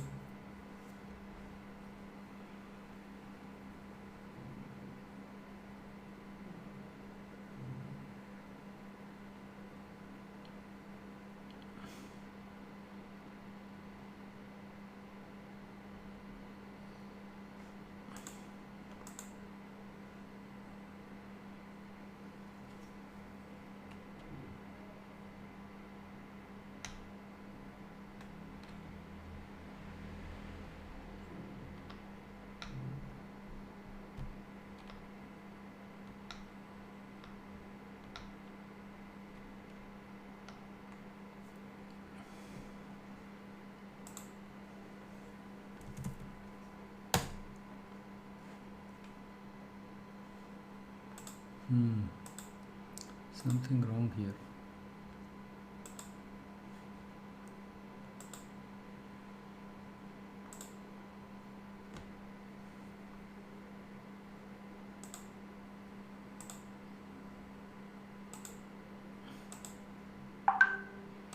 I'll close this Python thing locally.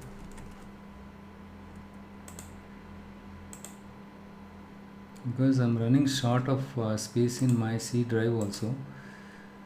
I installed so many software. Though I left close to 150 gigabyte after installing the SAS and other things, right? It took a lot of things there. So anyhow, I'll close this thing. We don't require this one. I just showed you in my local system how to host my model in my local system.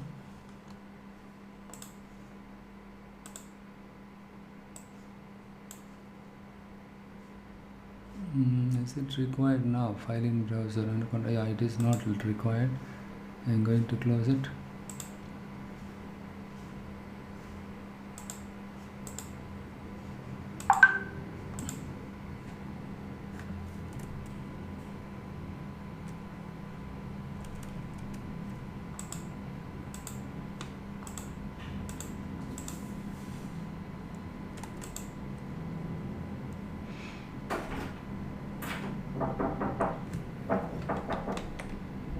Just give me a second here. I'm getting.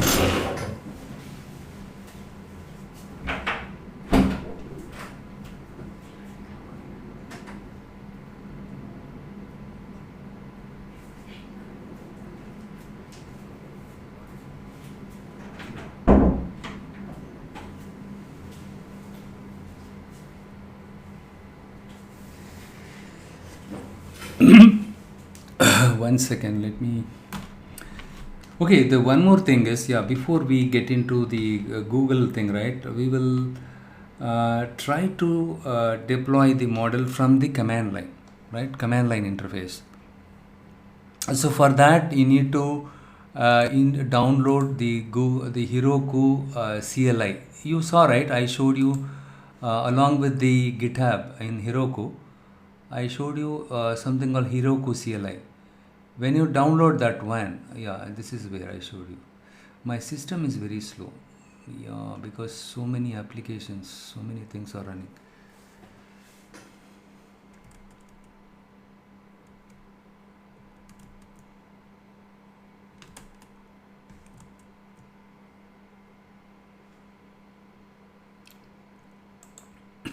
Yeah, this is where. So if you go up here, you'll find Heroku Git, right? When you you can when you click this one, it'll open something like the command line interface. You can also download the Heroku CLI. Okay, so you can just do googling and you can download it. So now let us deploy another app. I'll show you how to do that one. I don't know if I have quota to deploy it there, but you should be knowing that one also. If you say you're a DevOps person, you should be good at the command line things also. Okay, you should be knowing how to build this one. Okay, or else what I'll do is I'll create a simple Docker. Yeah, first, yeah, let's go because it's very slow. So what I'm going to do is, I think my system has some problem.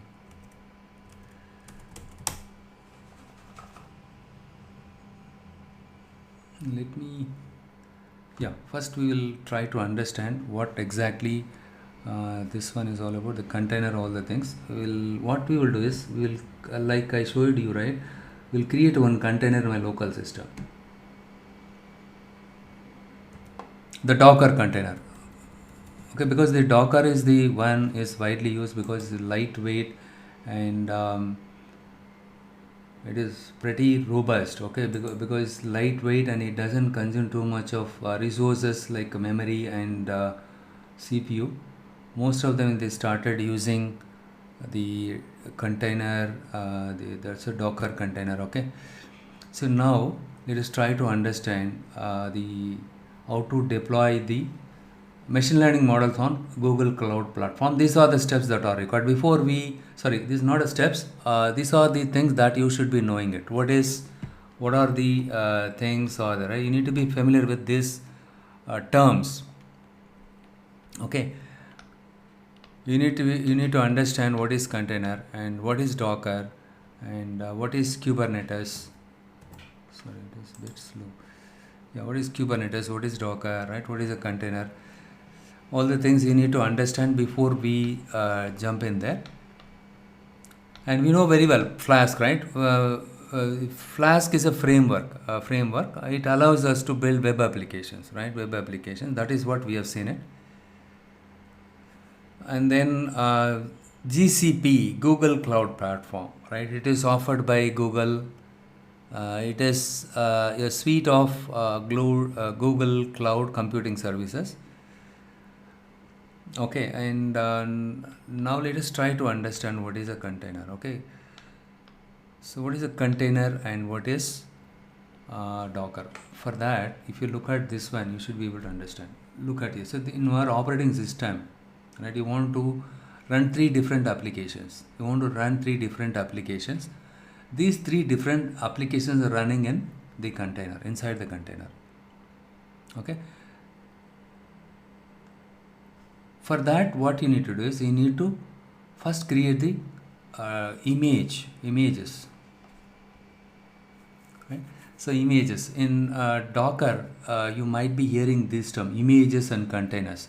But there are some guys, they confused me in the past. Okay, both the images and container are same. It is not same. It is two different things. It cannot be used interchangeably. Okay, these two things are different. Is for different purpose.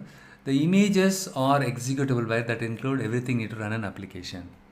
Okay, that is what this one is all about, the Docker image. Okay, The Docker image is that one, and we have container. Container, right? You run the image inside the container. It is something like that. You run the container inside the um, images inside the container. Okay, it's something like the images are like your source code, and your container is like your executable. You just think that way. Right? So image, then what exactly the image? Image is nothing. Docker image. We say Docker image. Image is a file. It represents the packaged application. Right? It represents the packaged application with all the dependencies you need to run correctly. Or you just think the Docker image as a Java class, and container, you think container is like an instance of a class, right? In Java class, right? The image is like your class, and your container is like an instance of a class. You think that way. Or another simple analogy is, let's say you have bought all the vegetables, or you want to prepare the chicken biryani. You bought all the ingredients. You ordered all the ingredients, and so let's say all the ingredients available in a single pack. Okay, they gave it to you everything, but still you have the image of all the ingredients, but you need a container to prepare the chicken biryani, isn't it? Something like this. Okay, you just think that way. The one advantage of container is it's all lightweight virtual machines. See what happened. I don't know how many of you aware of the Linux image. You might have heard about Linux image and all, right? Ubuntu image. Look here. This is my system is horrible. One second. My cursor is not at all moving. Yeah. So we have I have VMware workstation here. I'm trying to open this one. It is very slow.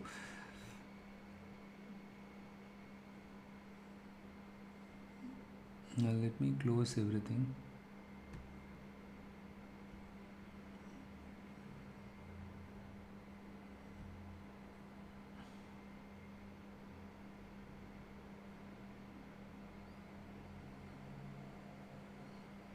Sometimes even the Notepad Plus is also slowing down.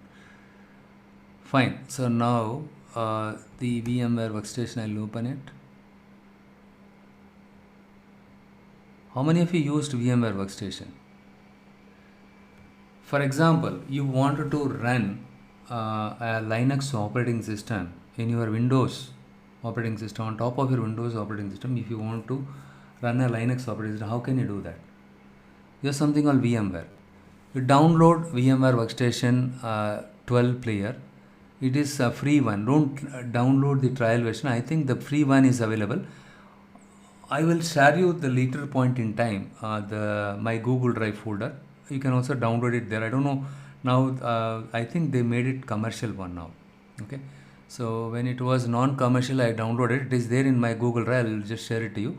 So here, I imported the SAS image. The SAS, SAS is a statistical software. It is a SAS is an enterprise, right? They sell statistical softwares. The cost of these softwares are very high.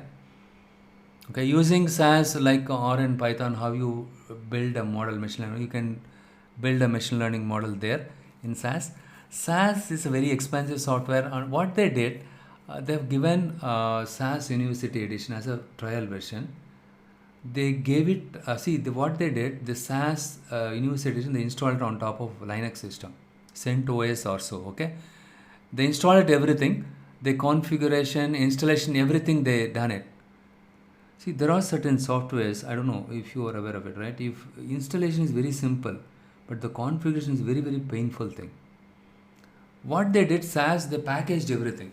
They installed and configured all the relevant files, dependencies, everything. They made sure that everything is available in a file system, a Linux file system, which is nothing but CentOS, and they convert that as an image, and they gave it as an image to us.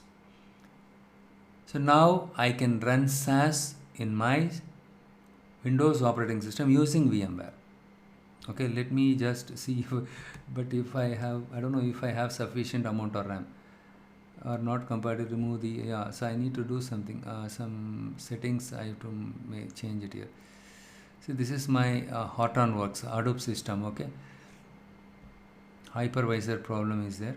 I fixed it, but again compatibility issues coming here. See, that's what the simple term. Somebody, the SaaS, they themselves install the SaaS software and they did configuration everything on CentOS, which is a Linux operating system, and then they gave it in the name of an image. Look here, edit virtual machine settings. If I go here,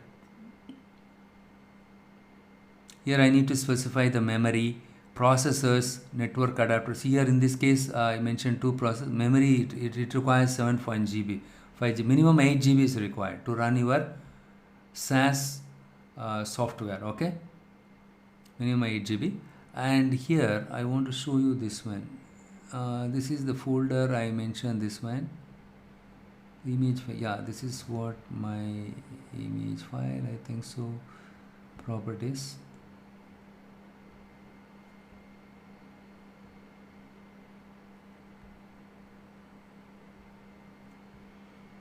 Yeah, options, it should be there. Option VMware tools. See, basically they give you the file, image file. Let me just show you. Yeah, D colon SaaS University edition. Let me, otherwise I go here and show you here. It's a D colon SaaS University edition. Look here.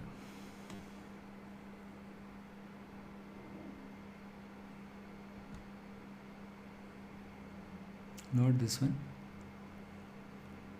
This is the one. SaaS disk one. No, it will be something like this. VM ESD, something like that. Okay, some file. See, they give you this the image, or else what I will do is, yeah, best thing, I'll just open it, file, and open. If I give open,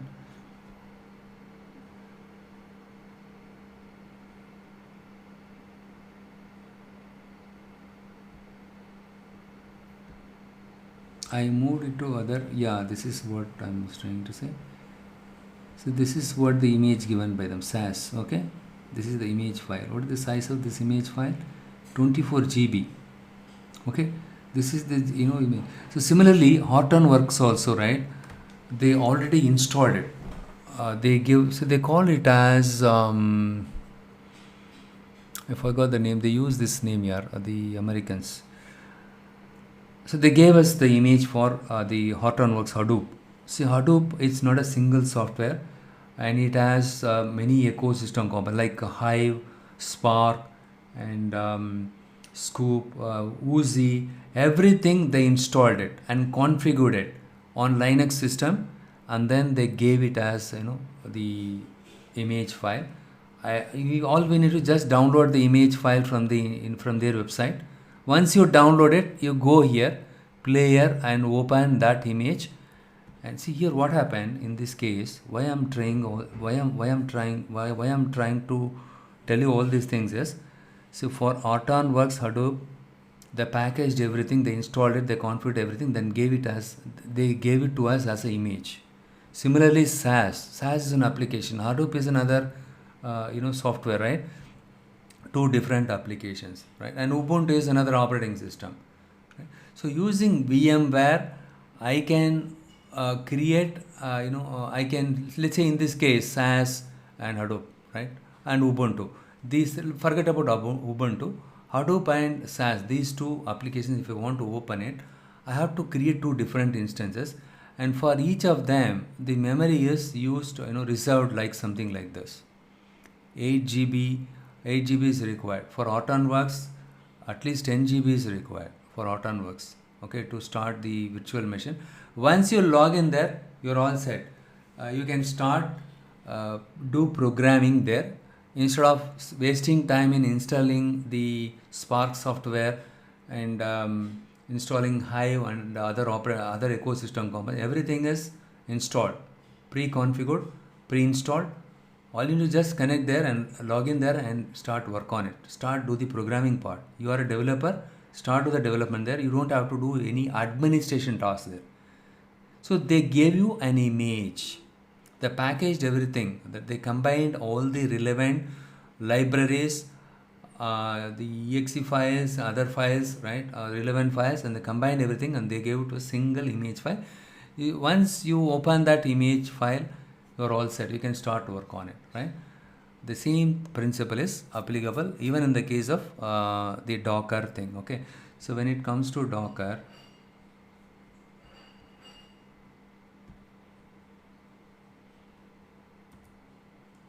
yeah, you can run multiple applications, but the beauty of the container and the difference between the virtual machine, I showed you the VMware, right? VMware and the container is VMware, whether you are using it or not. Let's say you opened three different applications simultaneously. SAS, you opened it, you started that, and you started Hadoop Hortonworks, and you, let's say, let's assume that my laptop has 32 GB RAM. I started three different, but what will happen is, whether I'm going to use SAS or not, the 8 GB whatever I allocated the RAM for it, right, it will be used. Whether it will be used, whether I'm working on SAS or not. Since I started SAS and Hadoop software, the RAM and whatever the resources allocated, resources in the sense the RAM and hard disk, right, it will be consumed. Unnecessarily, it will consume space on resource RAM in my laptop, though I don't use it. That is one of the drawback of virtual machine. Okay, and but when it comes to container, okay, the container runs on top of your application layer instead of runs on top of your operating system layer, right? It runs on top of application layer, so it is very lightweight. Okay, lightweight. Here you can run multiple applications. Each application will run on its own container, so that there won't be any clashes here, right? Each container has its own VM. It's kind of virtual machines, lightweight virtual machines. Okay, and supposing this container is not running, right? It is not running. What will happen is, whatever the resources utilized by them, it will be utilized by these two containers. Supposing you have 8 GB, 8 GB, 8 GB RAM,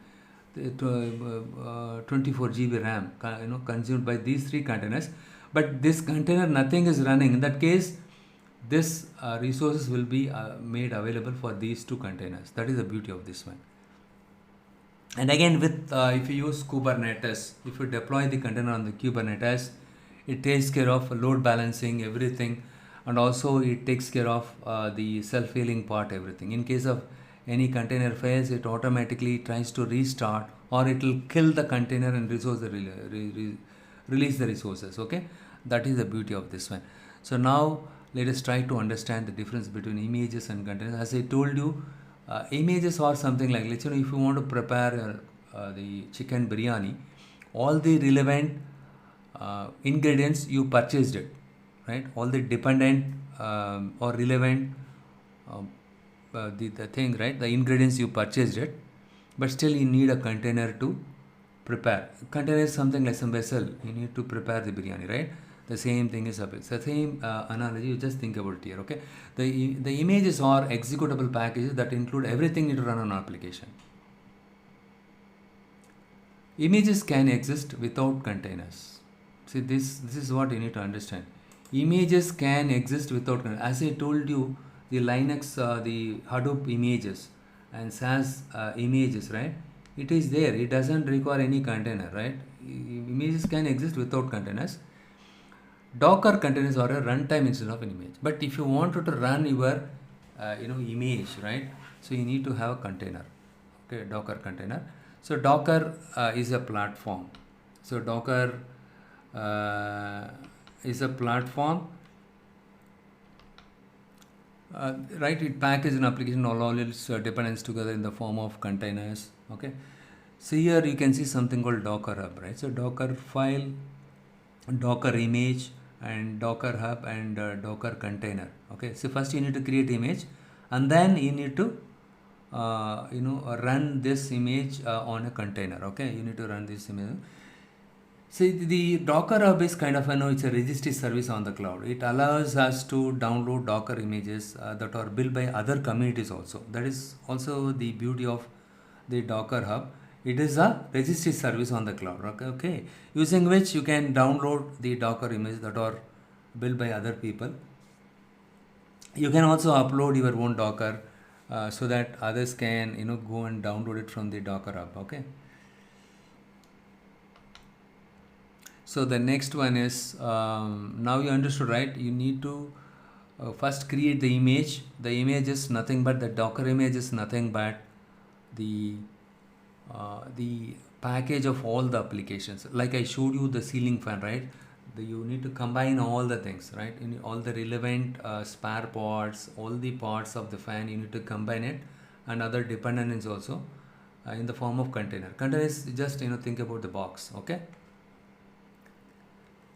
The containerization aspect of Docker assures you that the application work in any environment. The idea of the containerization is it helps us to make sure that it is running on any kind of environment. That is the salient feature of using Docker. Okay, the containerization aspect of Docker assures the containerization, right? The containerization aspect of Docker assures you that the application work in any environment. Supposing you developed an application and you built the Docker image and you did the containerization of your application. When you give it to the QA team, all they have to do is just run your container, right? They run the image in your container. That's it. That means they are running in a development environment. That's it. It is as similar to, it is as same as that one. Okay. So how do I build a Docker image? Right. So this is the command, Docker build space -t. This is your tag. T stands for tag. Okay. Build tag name, and you can give the tag name like anything. Okay. So what happens, what it does is, right, we are telling Docker that build the image from the Docker file. For this we need a Docker file. Okay, builds an image from a Docker file. Okay, at the root level. This is very important. This is what, when I started exploring this one, right, I made this mistake. You need to specify this command, Docker space build space -t. T stands for tag, and you can specify whatever name you need it, and space you need to leave space, and dot you have to specify. If you don't specify dot, it will throw an error, right? You need to specify this period or the dot. Okay, don't forget this dot, right? This is how Docker knows where to look for the Docker file. See, for you remember we discussed about the proc file in the case of Heroku, PROC, proc file, right? And requirements.txt, proc file, right? When it comes to Docker, you need to specify you need to define right, all the commands, right? The commands, everything you need to specify in Docker file, right? So Docker file. So the dot, what it says is based on whatever we define, based on the configurations that we defined it in Docker file, right? It should build the image. So this Docker file is available in the current directory. The dot is the current directory, so it is available. So I'll just show you here.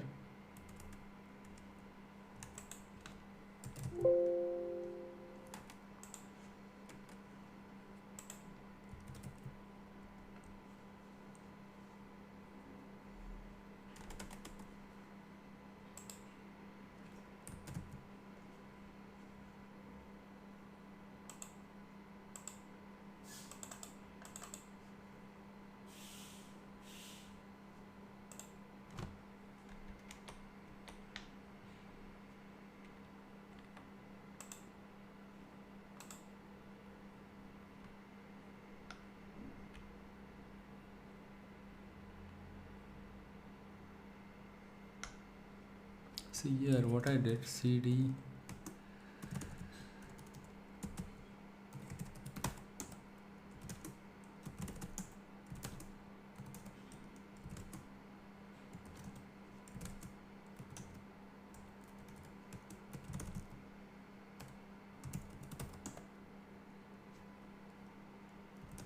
I created some Python Docker Heroku. There is a folder. I created a folder here. Look here, we have something called Docker file here. Notepad, Docker file. You have to create a Docker file. You need to define a Docker file, right? So that, see, whatever you mentioned it here, right? Based on which the image, Docker image will get created. So the dot, what it says is the Docker file is available in this same folder. Look here. So here in this folder itself, I mentioned all the relevant model, my model, the pickled model, requirements.txt is still required here also, and then Docker file and app.py, right? So all these files are available here. Here, that's the reason why I mentioned about. That's the reason why you need to specify in which folder Docker file is available. Here, if you specify the period or dot, it says don't look somewhere else. The Docker file is available in the same folder where you are working on it, right? So for example, Docker build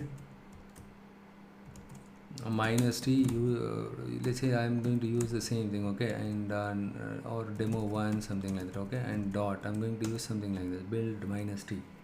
See, it is building my image, Docker image. It's done in a matter of second, and the next step is run, right? So you need to expose this to this one, okay, run Docker, something like that, right? So here you need to run, right? Starts the container, runs any commands in that container. So now I created an image. It packaged all the relevant or dependent files here. Now the image is available here. Now what I'm going to do is I'm going to check Docker container hyphen ls hyphen all, I think so.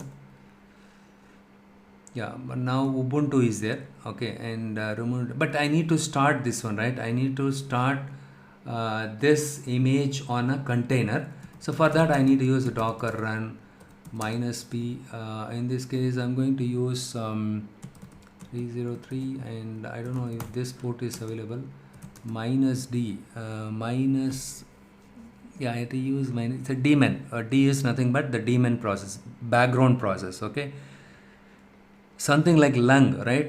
We don't have to do anything to breathe in, breathe out. The lung is a background process for a human being, right? Something I'm telling the same thing. We are telling the Docker to run it in the background, okay. So here, what is my thing, right? What is my container image name? So the image name is user1 and demo1, right? User1 and demo1.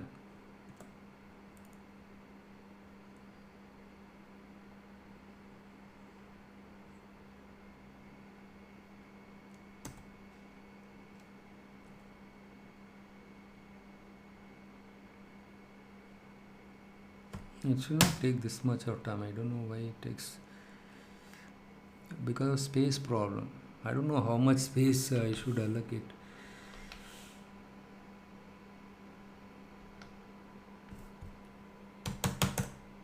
Yeah, done, right? So this is the one. Now I'm going to use the same container ls minus all user1 demo, right? So my image name is user1 demo1. Now it is running on the container, right? So when you use run, right, it will run your image on a container, okay. And here I can use something else called Docker images ls. Sorry, Docker images. So already, many processes are running, because I just tried all the things, yesterday and day before yesterday. In my system it's all running, okay. That's the problem. I need to stop it. Okay, so now you understood what is an image. Image is nothing but the packages of the dependent application. You are packaging an application on all its dependencies, right? That is what the image, and you need to run the image on a container, okay. Container is required. These two commands you need to remember it. And train and develop. The next one is we need to train and develop a machine learning pipeline for our deployment. This we will see it for the Google CP. later. First we will try to understand how to expose in our local system itself. What I'm going to do is flask run. Flask run is in my local system. How to start the Flask web server. Warning, you can ignore the warning because this is a development server. Do not use it in a production deployment. Okay, let it be there. So here what I'm going to do is, the next step is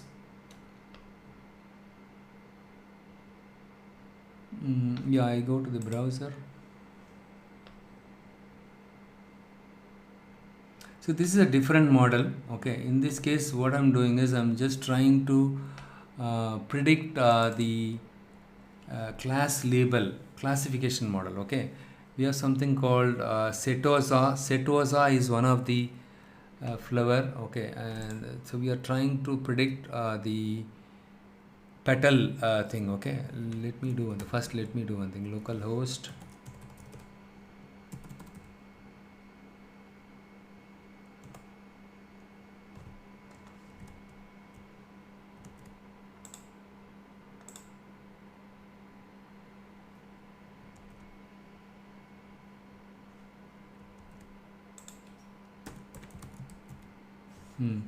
it is already. I'm just passing the okay, no.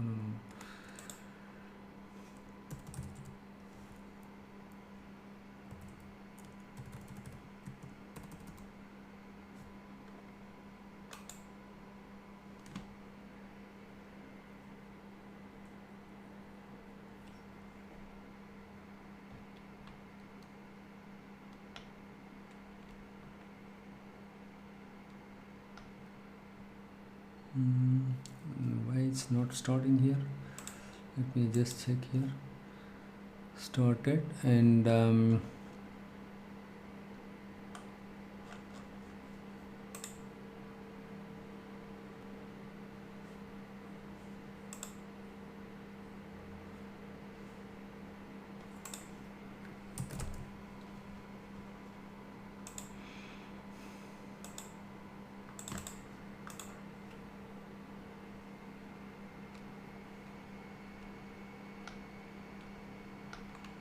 sorry, I did not use that one, right?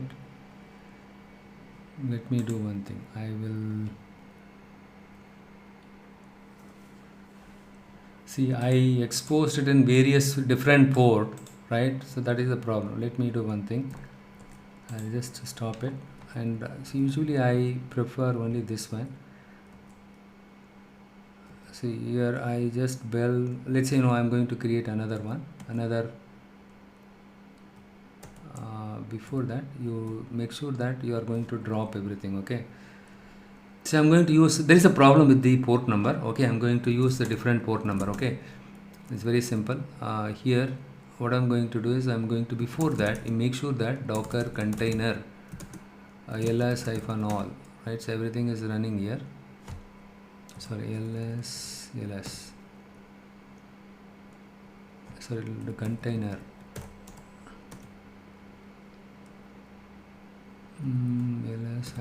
Okay, since I gave user demo one is there, right? So what you need to do is rm docker, I think rm, and this one. So this is basically an administrator job. Okay, still if you know it is good.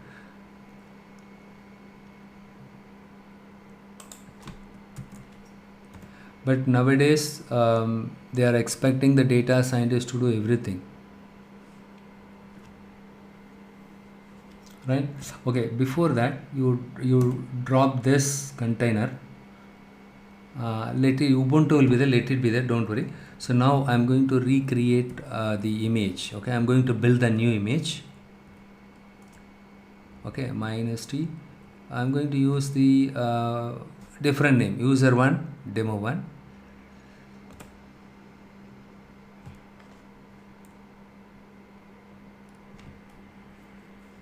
Fine, so this is no error.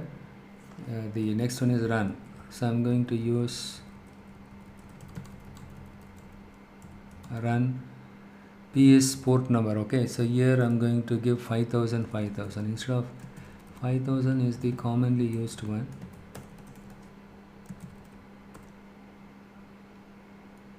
I use demo one, right? Yeah, mine is so start this, right? Run this image in a daemon background process. Run this as a background process on a container. Okay, fine. Now we are done.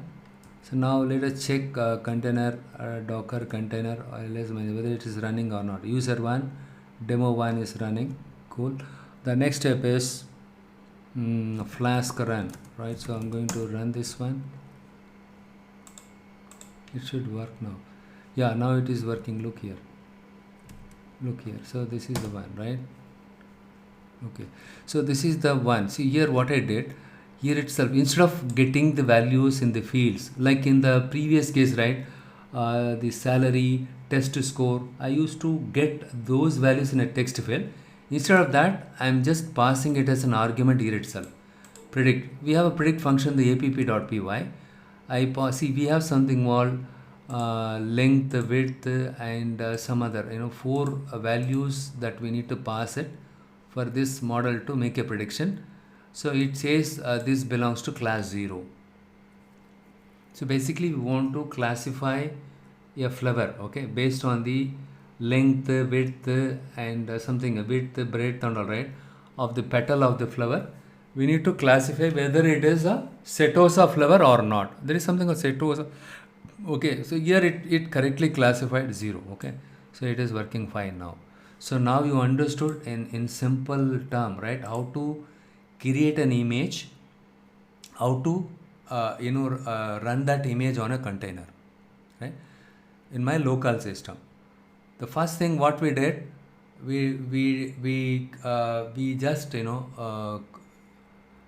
started the Flash server in today's session, right? The first exercise what I did, what I demonstrated was the app.py, right? For that, Python space app.py I gave it. It started the Flask REST API, and also in the app.py, right? It was passing the values for the predict function using post, right? From the based on the values whatever I keyed in the browser, right? So it predicted the value. That is what we started with this. And then next what we did, we tried in Heroku deployment folder I created on my GitHub thing, and I specified that folder in my Heroku website, right? Website as a right? I specified that link to access it to GitHub, and then I just clicked deploy. Everything got deployed, and finally it showed me a message saying that view your app uploaded successfully, view your app. When I clicked that, it showed you h price prediction -api .herokuapp.com. It got uploaded successfully, right? But in that case, when I did the deployment on the Heroku cloud, I did not use any container. I did not use any Docker container. Okay, and don't get confused with the Docker.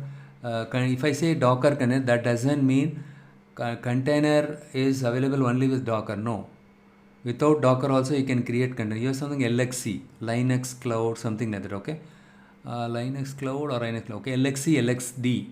There are two different options are available to create container, but that is not much popular. But as part of Docker is a company, you just think about it, okay? They developed their own container, okay? Docker. So here, in order to run a container, first you need to have an image, and then you need to run the image on a container using Docker run command. And finally, what I did, I deployed this container, right? Sorry, I just deployed this model on the cloud with this one itself, right? Now it is doing fine. Here itself I pass the well, see what you do is you see here in this case I did not have the index.html, the style sheet file, okay? So you can also create index.html, and then what you do is you can display the nice the design here. You can create a nice user interface design enter the value for the flower length, weight, something like that. When they click predict, it should display the result. Here we are doing we are predicting the class label. So in the previous case, we just predicted the salary, predicted salary, estimated housing price and all. That is a regression problem, but this is a classification problem. Similarly, you can deploy TensorFlow and even the natural language processing, many things, right? You can deploy it. But the idea is very simple. First, you need to create an image.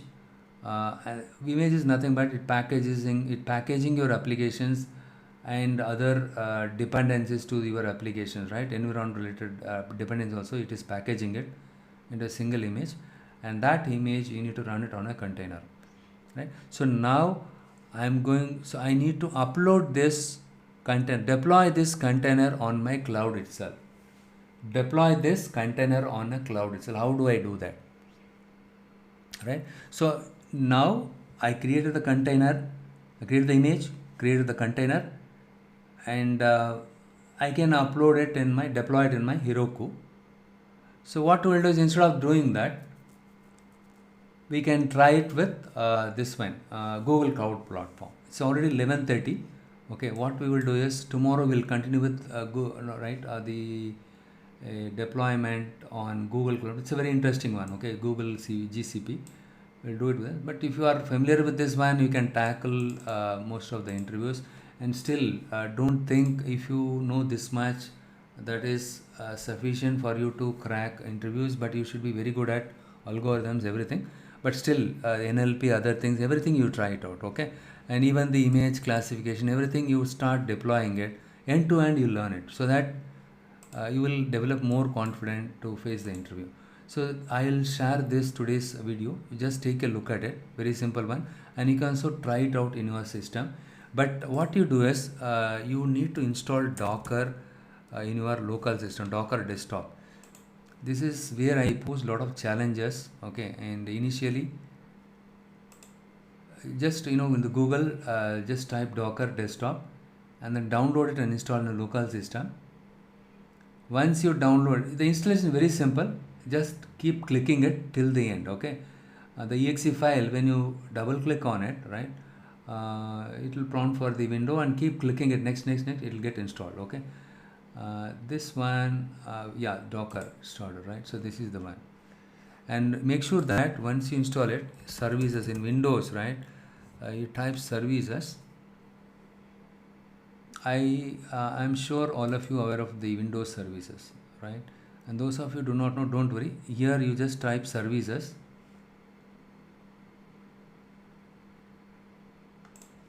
After installation, right, you need to check if it is running or not. Docker desktop service should run. Okay, otherwise these commands will not work. So whatever I am trying, right, Docker, the build, Docker run, all these commands will not work. You need to install the Docker container, right? So there's Docker desktop. Docker desktop, you need to install it. Download it. It's very easier.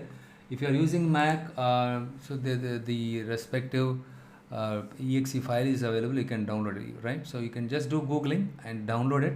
In case any issues, you let me know. Okay, and it is pretty easier, but importantly, these are all open source software. Okay, very difficult to troubleshoot.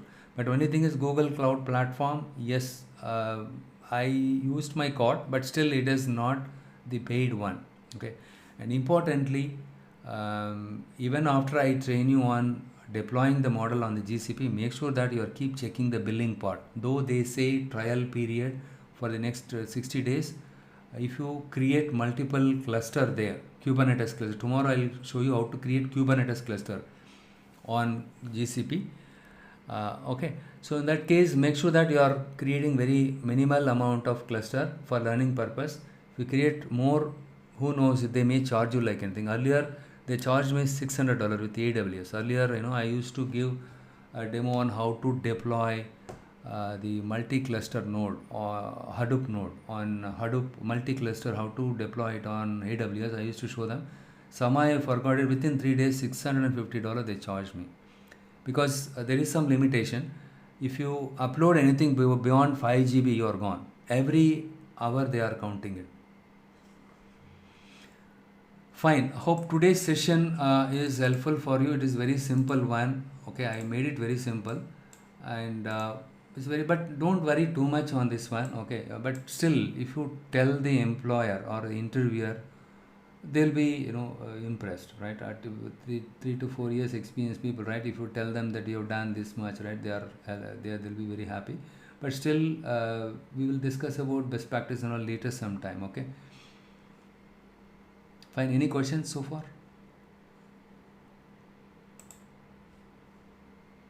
Even I will try. I try to pull some documents internally. Our thing, I'm not able to get access to that, but I'll try to get that on also. See, and I'll share some other best practices. Okay, with respect to DevOps and all things. But it's pretty easier. You don't have to spend too much of time. Only thing is, in the Docker file, I'll walk you through that. Okay, there are some best practices when it comes to Docker files, right? Right, you're not, it creates multiple layers. Okay, make sure that you're not specifying combine the commands in a single thing. See here, using run, we are I'm going to update the package, all the necessary packages. I don't know how many of you this is a Linux command, so apt-get update, apt-get install, right? So here I combine these two things using the ampersand, so that it will not create multiple layers. This is one of the best practice. Try to combine the multiple commands in a single thing. That doesn't mean blindly combine everything. This is relevant thing, I combined it here. Okay, so that is how you can reduce the layers. Okay, it will try to create multiple layers. Anyhow, I did not show you how to push. We have something called push and release. Okay, and the push and release also I will show you how to push the container to the cloud and how to release the container after pushing it to the cloud. Okay, and then only you can see your app running there. And Heroku also I will show you how to deploy the container on the Heroku, and how to do the same in GCP also tomorrow. Okay, these are some kind of best practices which I remember it on top of my head, but certain things, right, I will have to check with them and I will come back to you. And you need to install this one. Okay, don't, but when you see this one, right, if you click this one, and you will find something like start Docker desktop. When you log in, you need to specify this one, right? After you install this one, right, you need to do, only then you can find this one in your services. Okay, I think this is a default one, but this is where I spend a lot of time in Windows. Okay, WSL2 based engines, because my Windows package is not up to date. I did some googling. I'll share those also, right? What kind of issues I posted. It is not as easy as how you think. Okay, but I don't know. Maybe if you are lucky, in one go the Docker desktop can install it and it can run well. But in my case, I pose a lot of issues. Okay, I'll just show you. I noted down everything in my PowerPoint. Okay, this with screenshot. I'll share it tomorrow. That also you can see it. Okay, what are the problems and resolutions? Okay, you can see it, and you might be wondering the Docker file, why I mentioned multiple things like this. Okay, like this and all, right. So for this I did some kind of googling. I fixed this one. It took a lot of time. So fine, we will circle back tomorrow same time. Okay, and since you don't have any questions, right, it's already too late also. You just we'll discuss it tomorrow, right, at the beginning of the session. We'll discuss it, and followed by this we will continue with neural network. Okay, the first part of neural network. The second part, next weekend I will complete it. The back propagation and SVM, support vector machine, I will complete it. And yeah, and then we will discuss tomorrow itself the assignment. That's very important. I want you to work side by side on the assignments for the next week. Okay, I'll give you only one day only, because two weeks have gone. Okay, and followed by this next weekend we'll try to cover everything in one weekend, or the deep learning one weekend, and deep learning and NLP I'll try to cover in one weekend. Okay, the NLP also I'll try to make it very simple, so that you'll be able to grasp it in one weekend itself. Okay, and then we'll give you assignments, start work on it. Okay, fine. So good night and have a good day for those of you who live in abroad, right? So okay, I'm going to end the session.